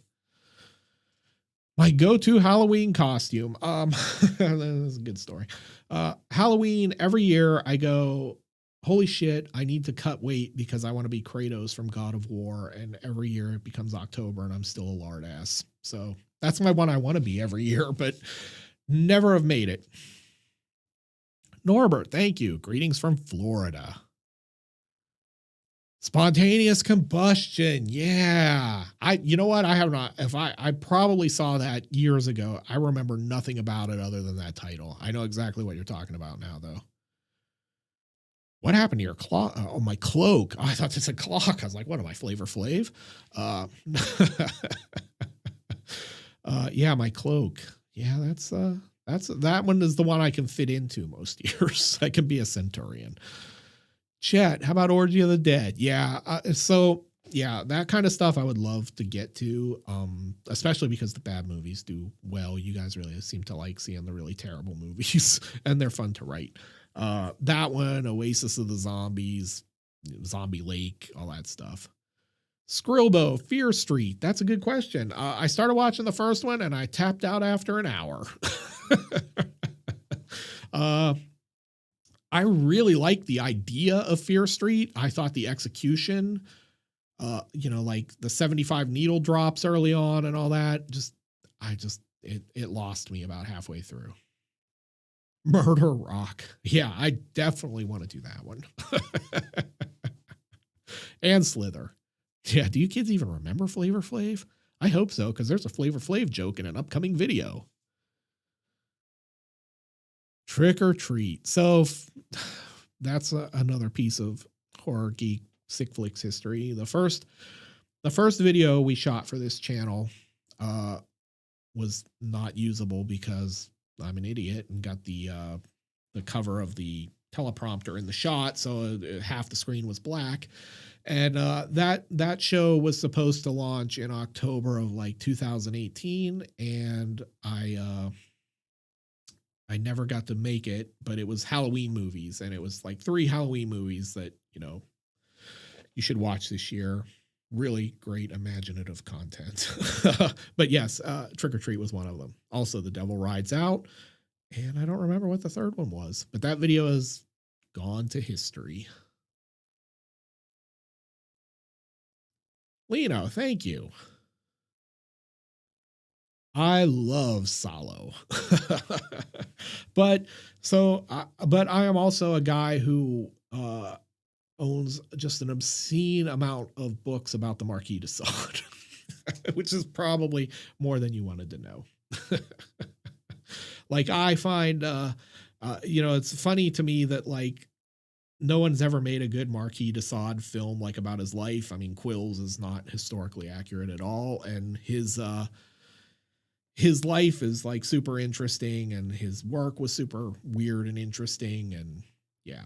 But Quills is okay, but like this is a guy who escaped from prison and ran off with his wife's sister and did all kinds of crazy stuff, and he, we've never gotten a movie that's actually factually accurate about his life. Yes, I am a Coffin Joe fan. I love Coffin Joe. And The Devil Rides Out is one of my faves too. Max, yes, I have an opinion. I have an opinion about everything if you ask. I have never made it through a season of AHS. The closest I came was the Witch season. I think I made it like 8 episodes in before I just gave up. It's one of those things, I should love it. Like the slasher one, I'm like, Jesus, I should love this. It's 80s slasher shit, right? And it just, for some reason, it just never clicks for me. So never clicks. But yes, Coffin Joe, yes. Hell yes on Coffin Joe. Coffin Joe is one I would love to do on the channel. Because I think he's historically important. Like, he was right up there with H.G. Lewis as the first gore father type deal, where you go like, oh, this guy made movies that were pretty gory for their time, very quaint by today's standards. But Blood Feast did not do well. And again, it's like anything older than like 1975 on the channel just doesn't draw an audience. So it's like, do I want to make a video that doesn't do well? Yeah, actually I do, because it's more important to me to make cool videos than to do well, except that the way the algorithm works is they kind of punish you when a video doesn't do well. Like, your next videos don't get a lot of push. And so that's a whole other rant. Don't get me started on YouTube. Do I upload? I don't even know what Rumble is. That's how old I am.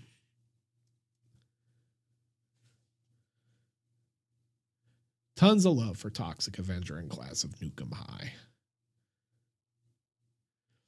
Christ, I'm old is like, that's the funniest thing. Like, I only did that in a video as like a one-off because I'm like, oh my God, it's all these kids watch YouTube, and like all these kids are probably, my whole audience is probably a bunch of 15-year-olds who are like, what the fuck is this guy talking about?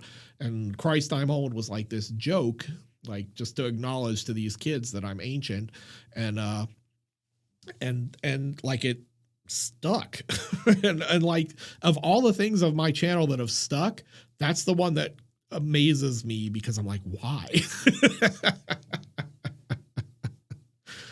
Oh, Rawhead Rex. I would love to do Rawhead Rex. The problem with Rawhead Rex is I think Wolfula actually got a copyright strike over that one like a year ago. And they didn't even give him, like, because he got a copyright strike over it, they wouldn't give him his silver play button for hitting 100K, which is absolutely shitty. And the video was like 8 years old. So he got it resolved, I guess, but I don't know what happened with it. But yeah, it was a movie that I absolutely thought like, oh, I'm going to do this one because, you know, it's insane. It's terrible. It's got this big rubber monster. It's a Clive Barker thing. And then like he got a copyright strike, and like a copyright strike is a big deal. Like you get 3 of those, they nuke your channel. But yeah, Christ I'm Old is like, and like the funny thing about Christ I'm Old for me is like, everybody's always telling me like, oh, you got to make Christ I'm Old merchandise. And I'm like, I don't know how to make it because it's a 2-part joke. Like every week it's like, here's a thing, Christ I'm Old. And like, if I just put Christ I'm Old on stuff, the joke doesn't really work. So I've never been able to figure out how to make that work as far as merch goes. Oh my God, last concert. I have not been to a concert in forever. I saw De La Soul in like 97. I have seen Tintoera. That's another one I'd like to do. I love the Jaws ripoffs. I was wanting to do like Martino's The Great Alligator or The Great Crocodile, whatever the hell it's called. Yeah. So yeah, hell yeah, merch is coming. That is definitely going to happen. Cause I don't think he'll sue me. Yeah, the Rawhead Rex, the short story is good too. Like it's a good Barker story. It's just one of those things that they made the movie and they didn't have a budget and they didn't really know what they were doing with it and they kind of messed it up. And I love it for as goofy as it is, but Max, we'll do something at 100K provided I get there. I don't take that for granted because this year has been slow. Yeah, so we may get to 100K. If we do, we'll do something. I have met more horror directors than actors. Actors are weird. Like I love actors, but when like when I would do film journalism stuff, I would sometimes get interviews with actors like Tom Cruise or Tommy Lee Jones or these people, and they're always like, you have this mental picture of what they're going to be like based on who they are on screen, and then when you get in a room with them, they're not that person, and that's understandable. But a lot of times they're also kind of flaky. Whereas when I've met directors, the directors are way cooler. Like I met Carpenter at E3 like back in 2001, I think, when the Thing game came out, and he and I talked for like 45 minutes and it was fascinating. Meeting Argento, we talked for like an hour. It was fascinating.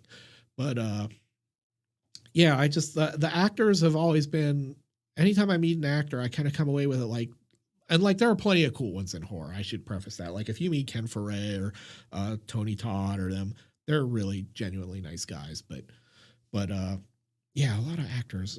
I just tend to meet more directors. Well, I'm glad you have liked this live stream, Dave. I've had fun doing it. And now I'm getting all stuffy because my allergies are kicking in.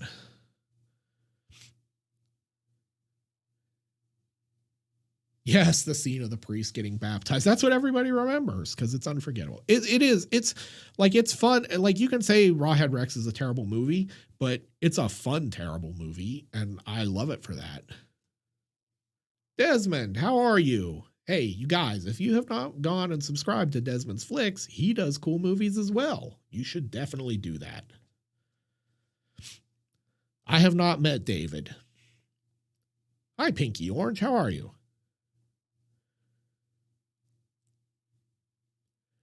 Theo, yes. Although I have never gotten over the fact that Del Toro never got to make his At the Mountains of Madness. I'm still hoping someday he will get to make that movie.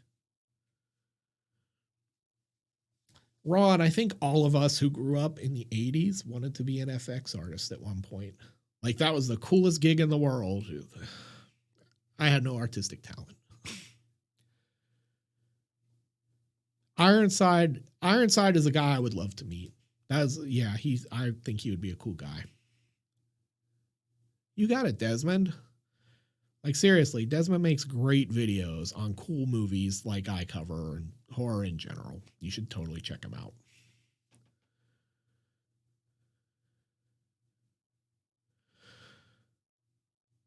Hey, Scott, late is better than never, right? Works for me. I'm not demanding. You can show up whenever you want. Yeah, I'm sort of surprised we've never gotten a Rawhead Rex remake. I mean, given that Barker is sort of a perennial hot commodity. So, like, that's the one you would remake, I would think. Like, Hellraiser remakes make sense to me in the sense that Hollywood just wants the money and it's an easy sell. But Rawhead Rex is like one that, you know, you go like, well, the original's not like a great movie and it has a cult following, and why wouldn't you make it? The Barn is, which one is The Barn? Is that the one where the kids at Halloween?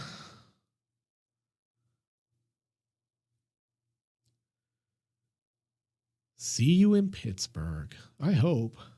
I have not been back to the Berg since 2009, and I am like overdue. Manny, I really like Lord of Illusions. Lord of Illusions is like it's like a great movie that didn't happen. Roderick, yeah, I did Blood Feast. It didn't do well, but I will probably do more.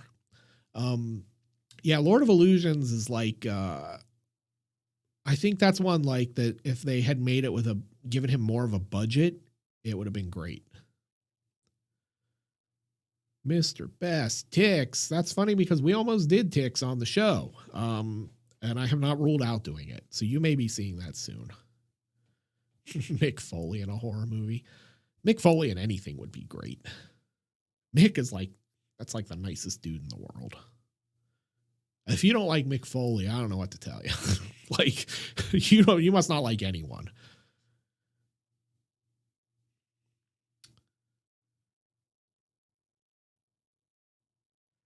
Yeah, Lord of Illusions had a ton of potential. You know, it's got a great premise and I like it, but like it's one of those movies from like the early mid 90s where you sort of had this transition from you know, practical effects to CG stuff, and the CG shit in that movie looks horrible by today's standards. Like those crap monster thing, you know, everybody turning into like crap monsters at the end. It looks bad. It's like PlayStation 1 bad.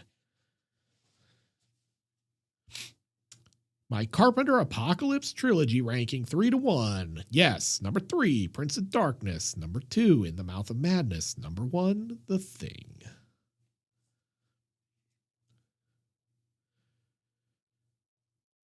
The Mist. Yeah, that's another one I always get in trouble when I talk about.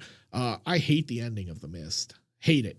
And it ruins the movie for me. I read The Mist in Skeleton Crew when it came out in like 1986, 85, whatever. And I love that story, and I love the way King wrote sort of an open ending to it and all that. And then Frank Darabont, who's usually a very good King adaptation guy, comes along and comes to this ending, and it's such a fucking terrible ending. Like, and it's not even terrible because it's a depressing ending. It's just so ham-fisted in the way they execute it. Like, it's just, yeah, I get in trouble every time I bring this up because people love that ending, and then I shit on it, and then everybody gets mad at me. Do I like David Lynch? I do not love David Lynch. I do not dislike him, but like there's like a cult of David Lynch, and I'm not a card carrying member of that cult. Donnie Darko. Man, you guys, you got me with Halloween 3, you got me with The Mist, and now you got me with Donnie Darko. I do not care for Donnie Darko.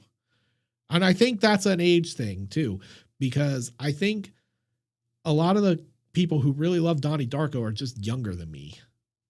And for some reason, I like it just never clicked.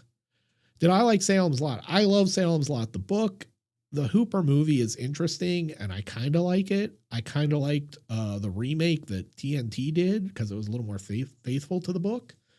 But did King like the Mist ending? That would be a first because he hates everything. He loves everything for a while and then he hates it. But I have to question if King liking something has any weight because he hates Kubrick's The Shining and likes the Mick Garris version.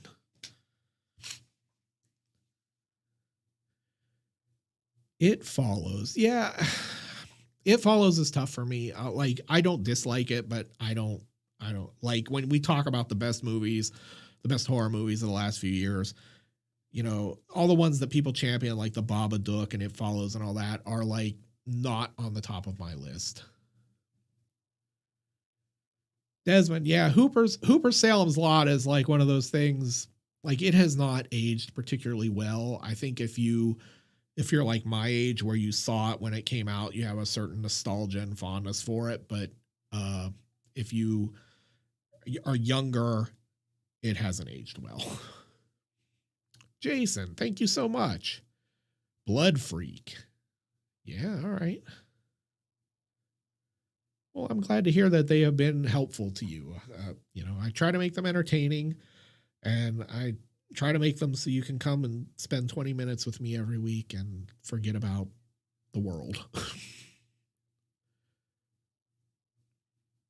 Salem's Lot was, yeah, overrated TV movie. I mean, if you want to be mean about it, sure.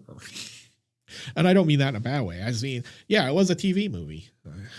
I remember being a kid and Salem's Lot came on, and it was like it was like a 2-night movie, and my parents made us go upstairs because we couldn't watch it. They wanted to watch it. Greetings from Florida, Slovenia. Wow, that's far away. That sounds awesome. A horror story about a Himalayan expedition. I like that. I hope good luck with it. Let me know when it's done. I'd like to see it. Jeff, thank you. I am so happy to hear that. I will keep making them if you guys keep watching them. Glorious work. That might turn up in a future video. That's pretty good.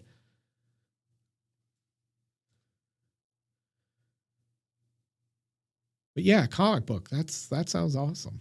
I almost bought 2 comic book stores over the years. Lars, I like. The house that Jack built and Antichrist. I would like to do the house that Jack built on the show one of these days. Spooky had done it not too long ago, so I've kind of held off. Island of Death. Yeah, Island of Death definitely has to happen at some point because that's just wild. Thank you, Dante. Thank you, the big one. House of 1,000 Corpses is funny because that's one that you remember, like when it came out, like it was delayed forever and there was tons of hype about it, and like then it came out and it was kind of like, oh, this is all right, but like it could never live up to the hype. But House of 1,000 Corpses is one of those rare movies where I watched it and thought it was okay, and then I came back to it a couple years later, and now every time I see it, I like it more. I don't like it as much as The Devil's Rejects, but I like it. I am indeed a fan of Gaspar Noé. I love Irreversible. And I would like to do I Stand Alone at some point. Original It for me. But and thank you, by the way, for the super chat. Original It for me. I like the remake. I like the first part. I still haven't even seen the second part because everybody's like, oh, it's terrible. And I would rather just go away with the good memories of the first part. I still have not seen 3 from Hell. See, this is a funny thing. It's like I'm the horror geek, but like new shit, I don't see it. I literally spend so much time working on videos and stuff that a lot of the new stuff I just don't see. Plus, I can't muster interest.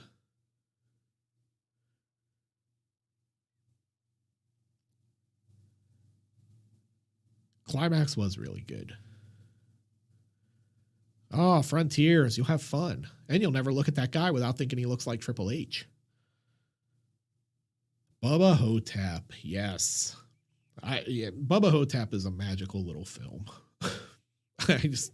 What else can you say about it? I mean, you've got Bruce Campbell as Elvis, Ossie Davis thinks he's a black man as JFK, and a mummy monster running around. Like, it's perfect. And it's a Joe R. Lansdale story, so it's extra perfect.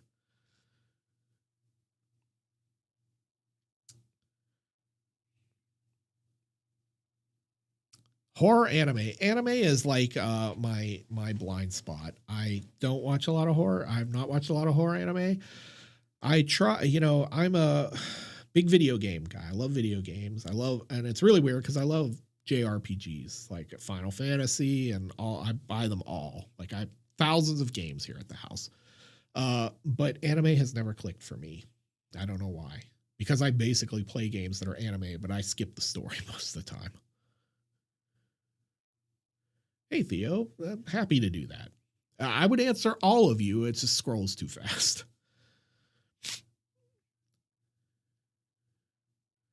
I have seen Vampire Hunter D.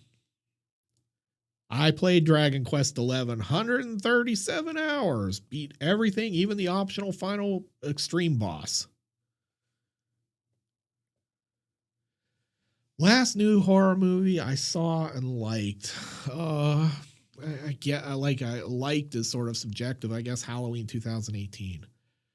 Bloody Tapes. I am not only familiar with the books of Richard Lehman, I knew Richard Lehman. Richard Lehman. So when early in my career, before I started writing about film, I wanted to be a horror writer, and I, wrote fiction and published and all that. And a lot of us hung out at an old site in a chat room back in the mid '90s called at HorrorNet. horrornet.com, and we hung out there, and we were mentored by guys like Richard Lehman and John Skipp and Craig Spector and Brian Hodge and Ray Garton and all these guys. And so, yeah, when I went to World Horror in 2000, we hung out with Dick, and when he died, it was like losing a dad. Like, he was just the best guy. We lost him. We've lost Tom Piccirilli. Those guys were just, hugely instrumental in helping a group of us become writers. Just yeah, I get all emotional when I talk about Dick. So sorry. Love that guy though. Just absolute. Just wrote some of the most messed up stuff, but the nicest fucking guy in the world. He would give you his time. He would read your work and critique it and like not ask for a thing. So just a really great guy. So someone I was here. Yes, I have played Bloodborne. I love it. I beat it. I would like to play it again. I wish they'd remaster it. Actually, I wish we get Bloodborne 2. So, holy mackerel, guys. I've been here 2 hours. What's going on? Shape, thank you. Keep up the splatter. You better believe I will. Yes, Rock. I own all 3 of those games on original carts. Chrono Trigger is my favorite RPG. Train to Busan. So I don't know if you guys pay attention to YouTube, but James over at Dead Meat did that a couple weeks ago, and he got a copyright strike over it, or had some issue with it, and it took him a long time to get it resolved. So we will not be doing that one. Yes, I have seen Hardware. Richard Stanley is a great underrated director.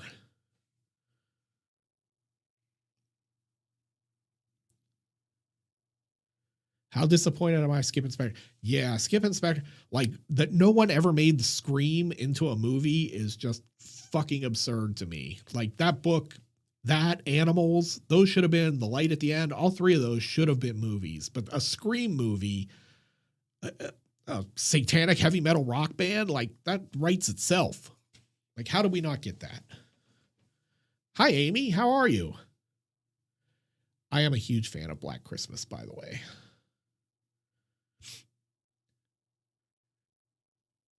Nick, I will definitely be checking out Malignant. And it's not, I don't want to paint it as I'm not a fan of new horror or that I hate new horror.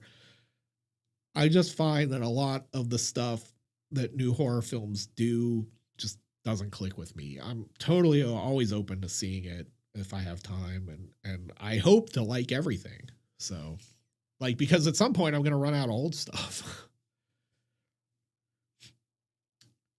Did someone say I have amazing taste? Did I see that? Yes, I did. Rock, thank you.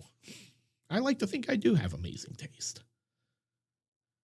Splatterpunk. Yes, so when we were young like that, and it's funny because like a lot of us came through that room going back to Dick Lehman. The most famous of us is Brian Keene, who's won a World Horror Grandmaster Award, is a very dear friend of mine, and we've been friends long before either of us were even remotely famous. So yeah, we all wanted to be splatterpunks, and I just said this on Twitter the other day because we were talking about Skip Inspector and David Scow and some of the early splatterpunks, and I'm like, there's this tendency for all horror writers from my generation to talk about wanting to be Stephen King, and I'm like, fuck being Stephen King. I wanted to be Skip Inspector.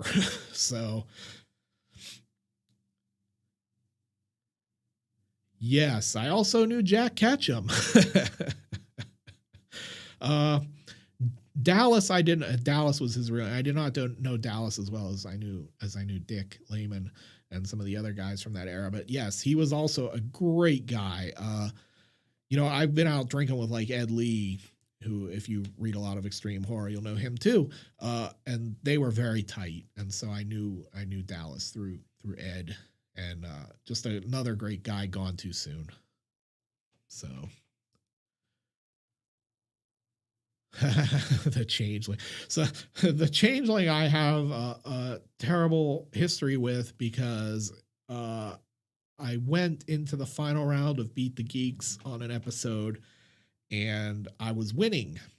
I was up and I had everything in control. And the guy I was playing with, a guy named Paul Salamoff, who is a dear friend of mine now, we've been friends since we did the show. Paul had to take a 3-point question to beat me, which was the hardest questions. And he took a 3-point question, and the question was about the Changeling, and he literally got it and beat me because he had just seen the Changeling. So now I cannot think about the Changeling without thinking about losing in the final round on Beat the Geeks. Yeah, Desmond, Offspring, Off Season. You cannot go wrong with Ketchum. If you've never seen or read Red or The Girl Next Door is one of the most harrowing books you will ever read, especially because it's inspired by a true crime.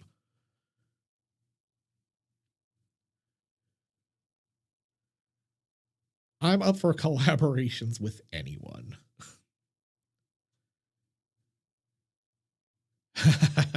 Yeah, it's astonishing to me no one made any Skip Inspector movies. So, like, I look at those books on my shelf all the time and go, like, how do we never get movies out of any of these? So, oh, the Necroscope books. I made it through like 5 of those. I never made it to the end. I liked them a lot. I read them back when I was in college. Instead of going to class, I used to go sit in the library and read Necroscope. I have not seen Censor yet. It sounds like something I would like. And that's like going back to that new horror thing. The Cronenberg's Kid movie, I have not seen either, and I suspect I would like that. Bong Man, yes, I was on Beat the Geeks. I was the horror geek. I was a big guy with dreadlocks. Dinner with a Vampire. I have not seen Dinner with a Vampire. I'll have to look for it. Junk was a great Japanese film, and it was a popular video on the channel. Oh, Chet, you've worked with Paul? Yeah, Paul was on the show. He made it to the final round and he challenged me, and we got to the end and I was up, and all I had to do was take an easy 2-point question to win. He had to take a 3. He took the 3 because he got to go before me and he nailed it. And we still laugh about it. I literally talk to him. He watches the channel. He's a great guy. Roderick, I don't have a signed copy of The Cleanup. I have the Scream signed and Light at the End, I think. Bong Man, that was indeed me. And I'm glad I made your day. Yeah, Censor looks like something I dig. And so this is the problem. Like, I'm so busy all the time that I don't have a ton of time to watch things because I'm always editing or writing or trying to get the next video out. Plus I work day jobs. And then by the time when I do have free time, I sit down and I can't remember what I'm supposed to watch. So Censor is one I should check out.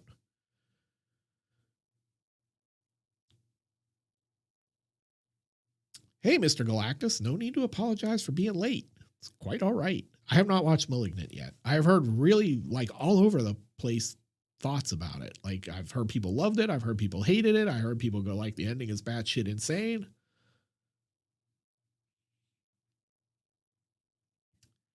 Yeah, chat, that's Paul. He looks the same. Like it's amazing. Like that dude doesn't age. I don't think I've seen the Night Watch, the trilogy Night Watch, the originals.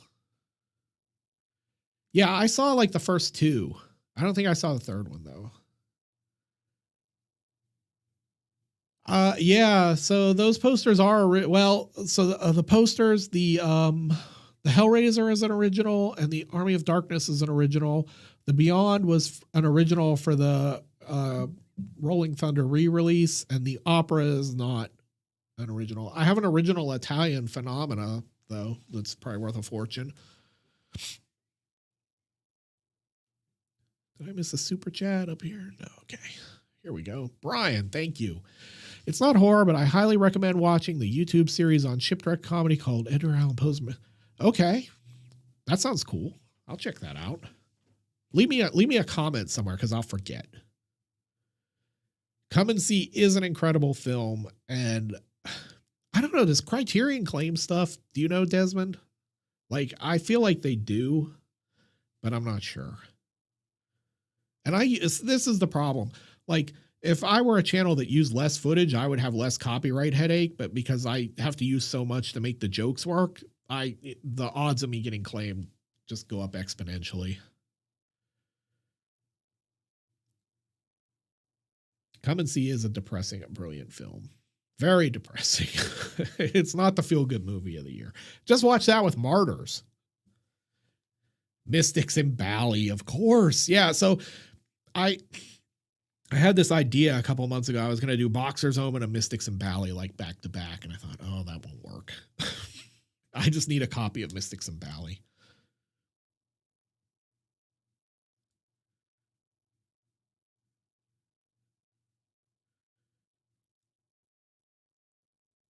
Phenomena is Phenomena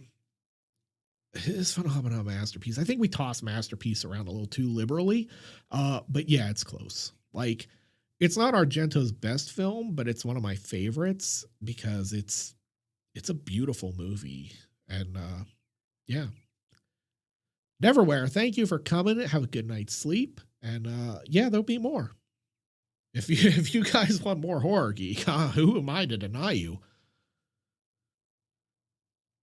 Tokyo, thank you. The Brood, yeah. So there is a dearth of Cronenberg on this channel. So like, if we talk for a minute about things and people I would like to have on the show that I'm embarrassed that I don't. I'm embarrassed that we do not have any David Hess films on the channel. I would love to do House on the Edge of the Park. It's out of print. I can't get a copy. I really need one. I would love to do, we need David Cronenberg on the show. Yeah, like there's like some big names that we have not had a video about something of theirs yet. Some of it's copyright, some of it's I just can't find the stuff. Mr. Frost, yes. So funny, I used to rent Mr. Frost like multiple times. I don't know why the idea of Jeff Goldblum as Satan, as the devil, was like really cool to me, and I like that movie. That's a movie a lot of people don't know. You should check it out if you haven't seen it. We definitely need Troma on the show. Yeah, it's just like it's hard. One video a week means 52 videos a year, which means, you know, a lot of movies I can't get to. Dante, yes, it will be unlisted, I believe, when I end it, but I will put it. I'm going to start a playlist on the channel page for live streams. So you can go to the channel page and it should be there. I will do it sometime today after I'm done. We need more Kung Fu gore. That is very true. Goldblum is fun in everything. That guy's just, you know, he's fun. Boxer's Omen was, yeah, Riccio. Literally, I was set to do Boxer's Omen, and I just haven't gotten around to it.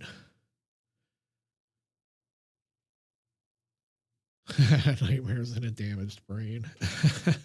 That's Driving, the movie.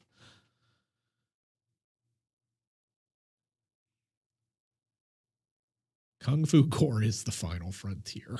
I like that. I have not seen the new slasher yet, the new season. I was excited Cronenberg was in it. I have this like weird love-hate relationship with slasher. Like the first 2 seasons, I've not seen the 3rd season either, but I watched the first 2 seasons and it was like, this show is not good, but it's compulsively watchable. But Cronenberg in there has me really excited. Someone asked me about The Walking Dead earlier too. I just thought of that. And I tapped out at like season 5 because I was literally hate watching it. The Walking Dead was like the biggest disappointment of my life. Like I used to run a site, thehorrorgeek.com back in the day where I would just do a lot of news and reviews and things like that. Hey, thanks. Greetings from Florida. I covered The Walking Dead a lot because I was super excited about it. And then it happens in the first season is like, okay.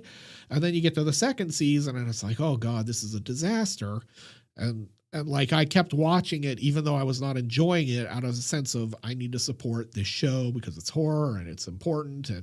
But by the time I got to season 5, I'm like, this show is not going to recover for me. So too much walking. Well, yeah, so I guess it's safe to kind of talk about spoilers about The Walking Dead at this point, but like they spend all of season 2 on the farm, right? Like they drag that out forever. And then all hell breaks loose and they scatter and they end up all separated, right? And then like, what is it? Like season 3, they end up in the prison, all hell breaks loose and they scatter and end up all separated again. It's like nobody learned, like we need to have a contingency plan after we all got scattered after season 2. So yeah, never has there been a show I wanted to love more than The Walking Dead that I did not love. And like I have gone back and like seen like the important scenes that have happened after I started watching, like the Negan scene and stuff like that. And I've read a lot of the comics, but yeah, not for me. I have a copy of Das Coma Brutale Duel, and there is no way they will let me review that. Like I can review it, but I can't show any footage. That is a very bloody movie, though. Yes. Yeah, the Netflix show, was it Black Summer or whatever? I started watching that and I liked it, but God damn, it's intense. And like it was stressing me out. Like, and that's unusual because I watch a lot of crap and it never bugs me, but like that show was like really stressing me out. So I only watch like an episode at a time.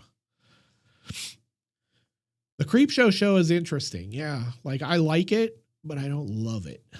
But I thought the season 2 episode, the Evil Dead episode, was great.